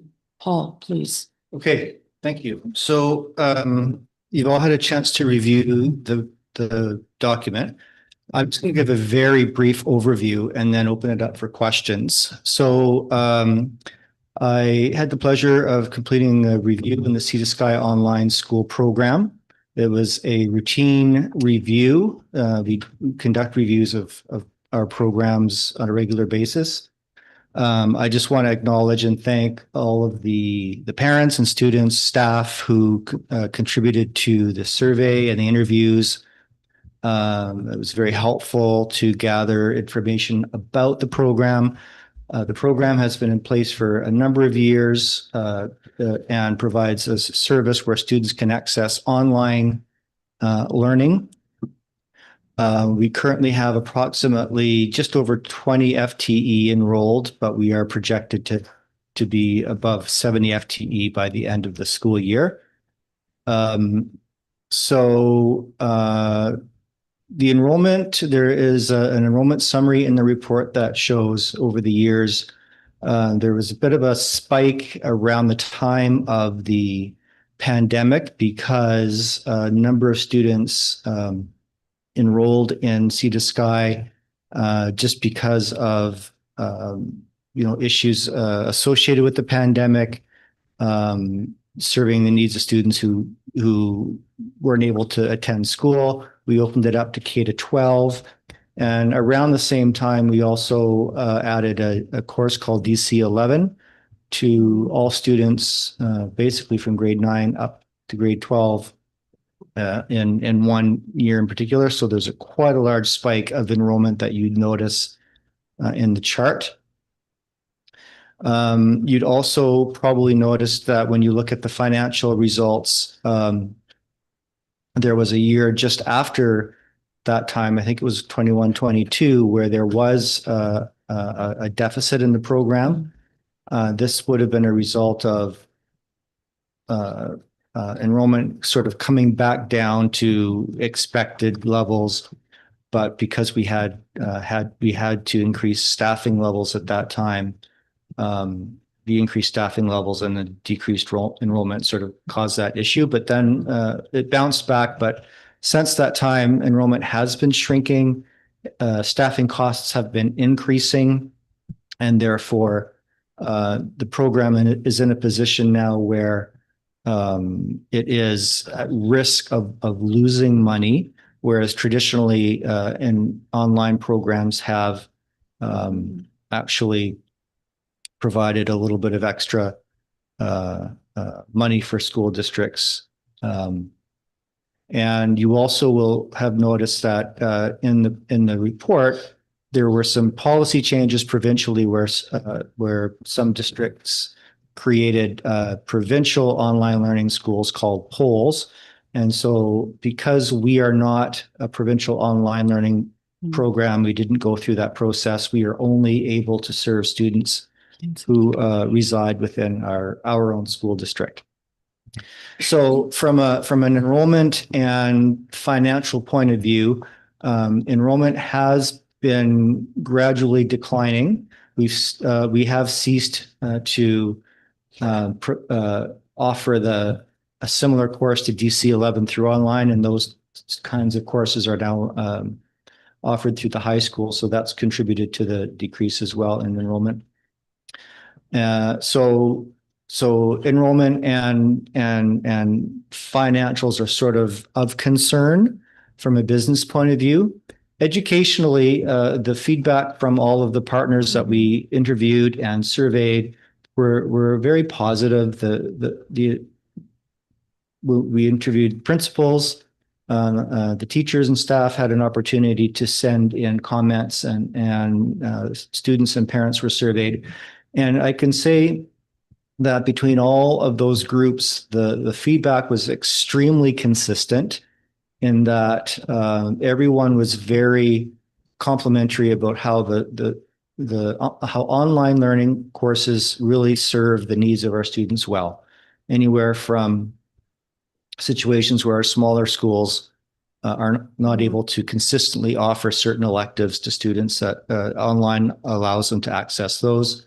Students who are elite athletes, students who are experiencing sort of a need for a different kind of learning model where there's increased flexibility and timing, really benefit from that opportunity to choose online learning. Folks did report that they felt that the teachers did a good job of supporting students. So very positive feedback. In terms of the constructive feedback, a lot of the feedback really did kind of point to a need to have a better alignment and coordination with the high schools. From each group, they all said the same thing. So there are a number of issues that came up through the feedback that points to the district kind of taking a look at the structure of the program and maybe thinking about aligning and restructuring Sea to Sky Online so that it's much more closely aligned with the operations of the high schools themselves. The options that the board has at this time are numerous, but the three that I've compiled and included in the report are that the board could decide to discontinue Sea to Sky Online, given the educational benefits to our students and keeping those benefits local here. I would not recommend that option. The second option that I listed was that the Sea to Sky online school continue to function in its current format. I caution about that because of the fact that it's looking like it's going to start to lose money, and we just can't afford that at this time. And so it seems that the most beneficial option so that we are able to continue to provide a high quality educational option for many of our students, while also addressing some of the concerns that have been expressed and strengthening the program, and also in doing that, taking care of our concerns about the financial cost, is a restructuring option. So what that would look like is the board would, if the board decides to go with that option, which is our recommended option, then staff would spend some time in the coming weeks and months working with staff and other stakeholders to determine what that restructuring would best look like in order to serve students well and to ensure that we have a fiscally responsible program moving forward.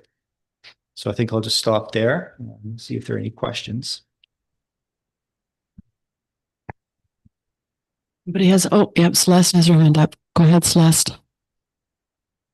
You know what, that was just from before, but I might jump in. I'm going to give others the opportunity to first, so please. I don't see any other hands at the moment, Celeste. Oh, Maybe Cynthia's got her hand. I'll just ask, do you have any projections on how it might change the workload for people who might be newly involved in the restructure? That's a difficult one to answer. Imagine, I think from the teacher's point of view, there could be some changes. Fundamentally, it's still going to be the same work. Likely we would use the same student learning system that we've already paid for and changed over to recently. As a matter of fact, there was a lot of positive feedback about our new learning management system, the LMS. I think you wrote about that in the report too. Yeah, that's right. Really positive feedback about that. So from the teacher's point of view, the work would be similar in terms of teaching students using that learning management system. Structurally, what could be different is just sort of the management of the program and a closer connection with the schools. Rebecca? So, and correct me if I'm wrong. So what I'm reading here is that there's, the online tuition is different. What we receive is different than if they're in the brick and mortar school. So would we be looking to change that so No. that we maximize or? No, we're not able to do that. So if a student is taking an online course, even if it's run out of the school, it's still an online course. And so the ministry funding remains the same. For that one course? For that, If they have. any course that's online. Okay. So if a student is in a classroom in person with a teacher, then it's the regular funding. If they are able to do the learning from home or a different site, or on their own within the school, then that is considered online and it's a different funding model. And maybe I'll just add to that. Maybe a blend though. No? Well, a student can take online courses and in-person courses, but then each one would be funded accordingly. Yes, but you can't take both at the same time. You can't take them concurrently. That's another piece. And the rationale for the different funding from the ministry is the notion that for students who are able to handle the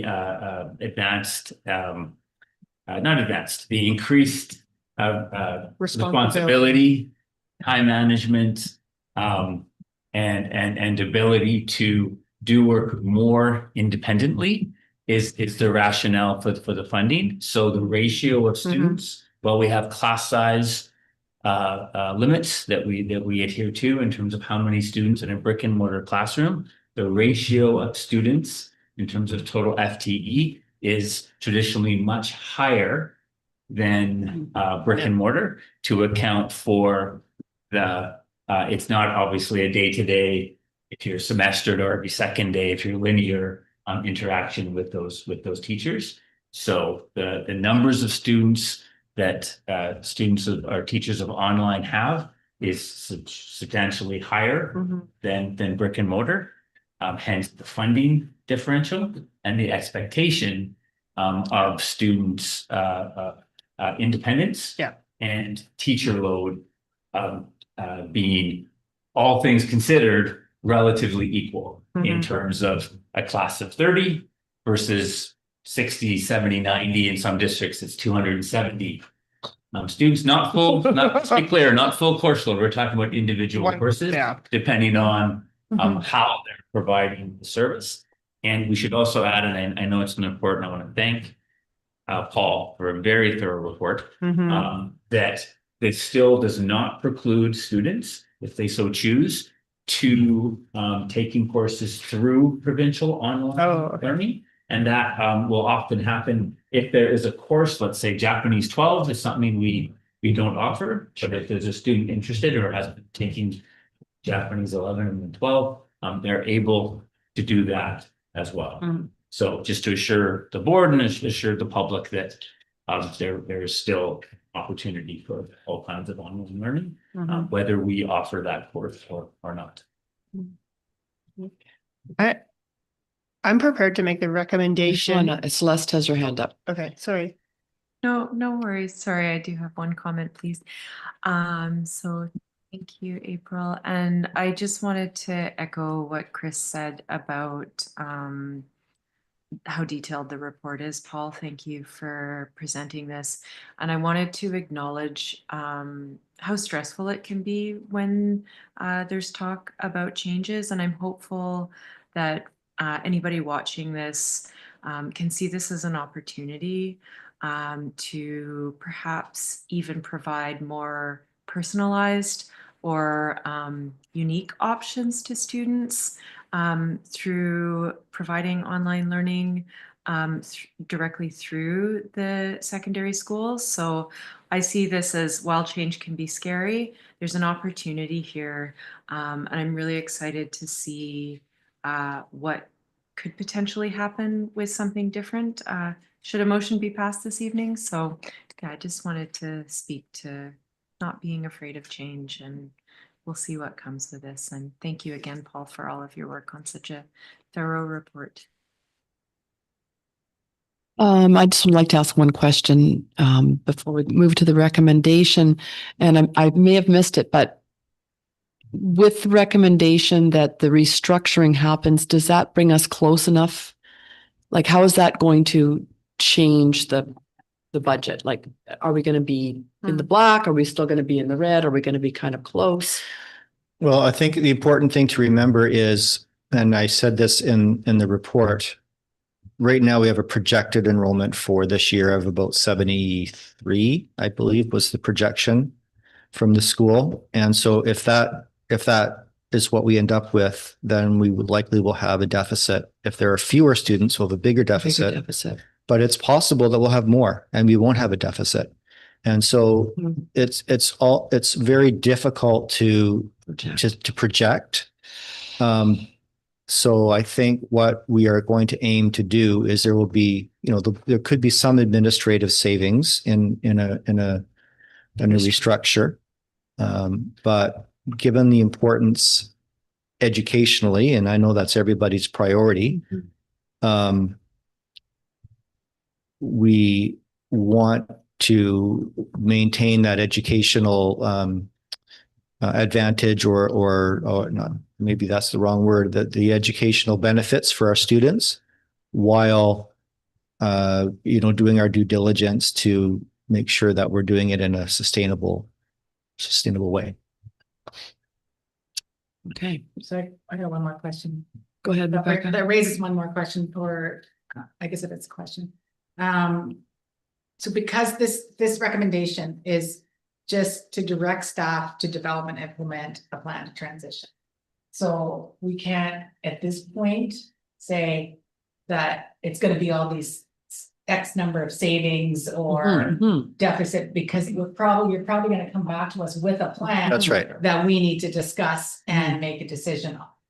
So I think we're kind of putting the cart before the horse. Right. They haven't even come with any much. The review, that's it. Okay. Am I? Yeah, I think that's accurate.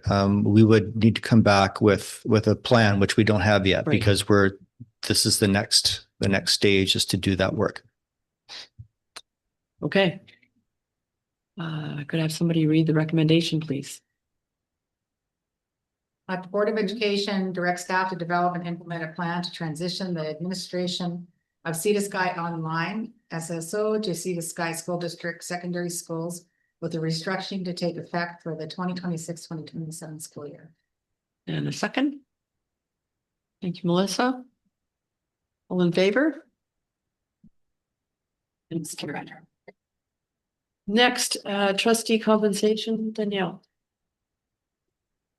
Yeah, so earlier today in committee of the whole, we had a discussion about what the the trustee base pay was gonna be, as well as the supplemental funding for board chair and vice chair.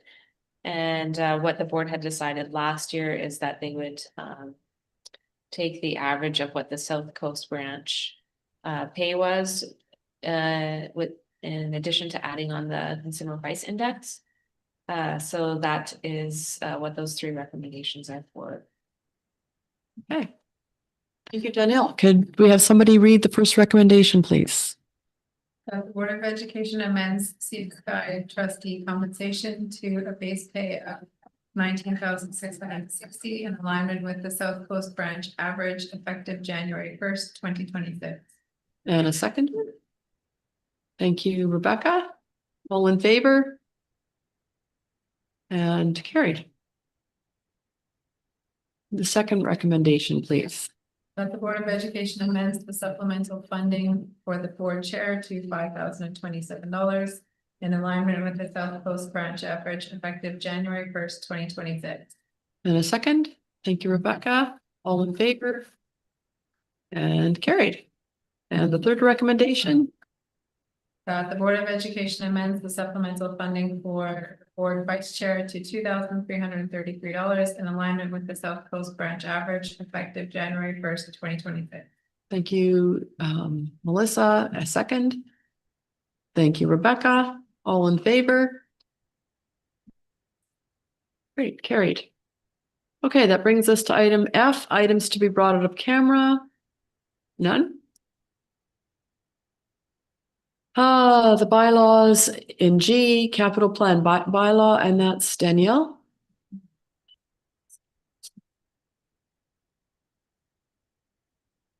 Okay, so this is an amended capital, the minor capital bylaw. And the reason why we're seeing this now, because we actually already had passed this bylaw, is that the province called us up and said, hey, we can actually give you extra money for a couple extra projects. And I first saw it came across my desk, it said it was for like some walls or something, and I'm like, what is this? But it's actually 2 window projects. So there's only 2 additions to there, everything else was like what was already in there. So the one addition is for one side of Squamish Elementary, because we did Squamish Elementary's windows a couple of years ago, and now we're actually going to finish it off now. And the second addition was for Valley Cliff school, so that's for the whole school's windows. Oh, wow. So that actually was on our to-do list, Really but good. they actually, the province came back to us and said, hey, can we move this up your list, and can we give you this? We have enough money to make it work, and we're like, yeah, give us the money. So They weren't giving us any money for anything else. so that's why there's an amended bylaw. Okay. Okay, could I have somebody read the first recommendation, please? That the Board of Education unanimously agreed to waive the requirement that the first, second, and third reading of the school district number 48 Sea to Sky capital plan bylaw number 2025-2020-26 CPSD 48-02 be given on different dates. And Cynthia's got a second. All in favor? Okay, and the second recommendation, please.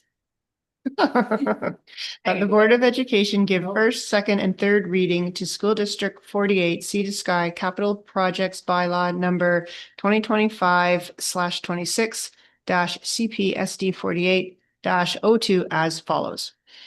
Whereas in accordance with section 142 of the School Act, the Board of Education of School District number 48 Sea to Sky, hereinafter called the Board, has submitted a capital plan to the Ministry of Education and Childcare, hereinafter called the Minister.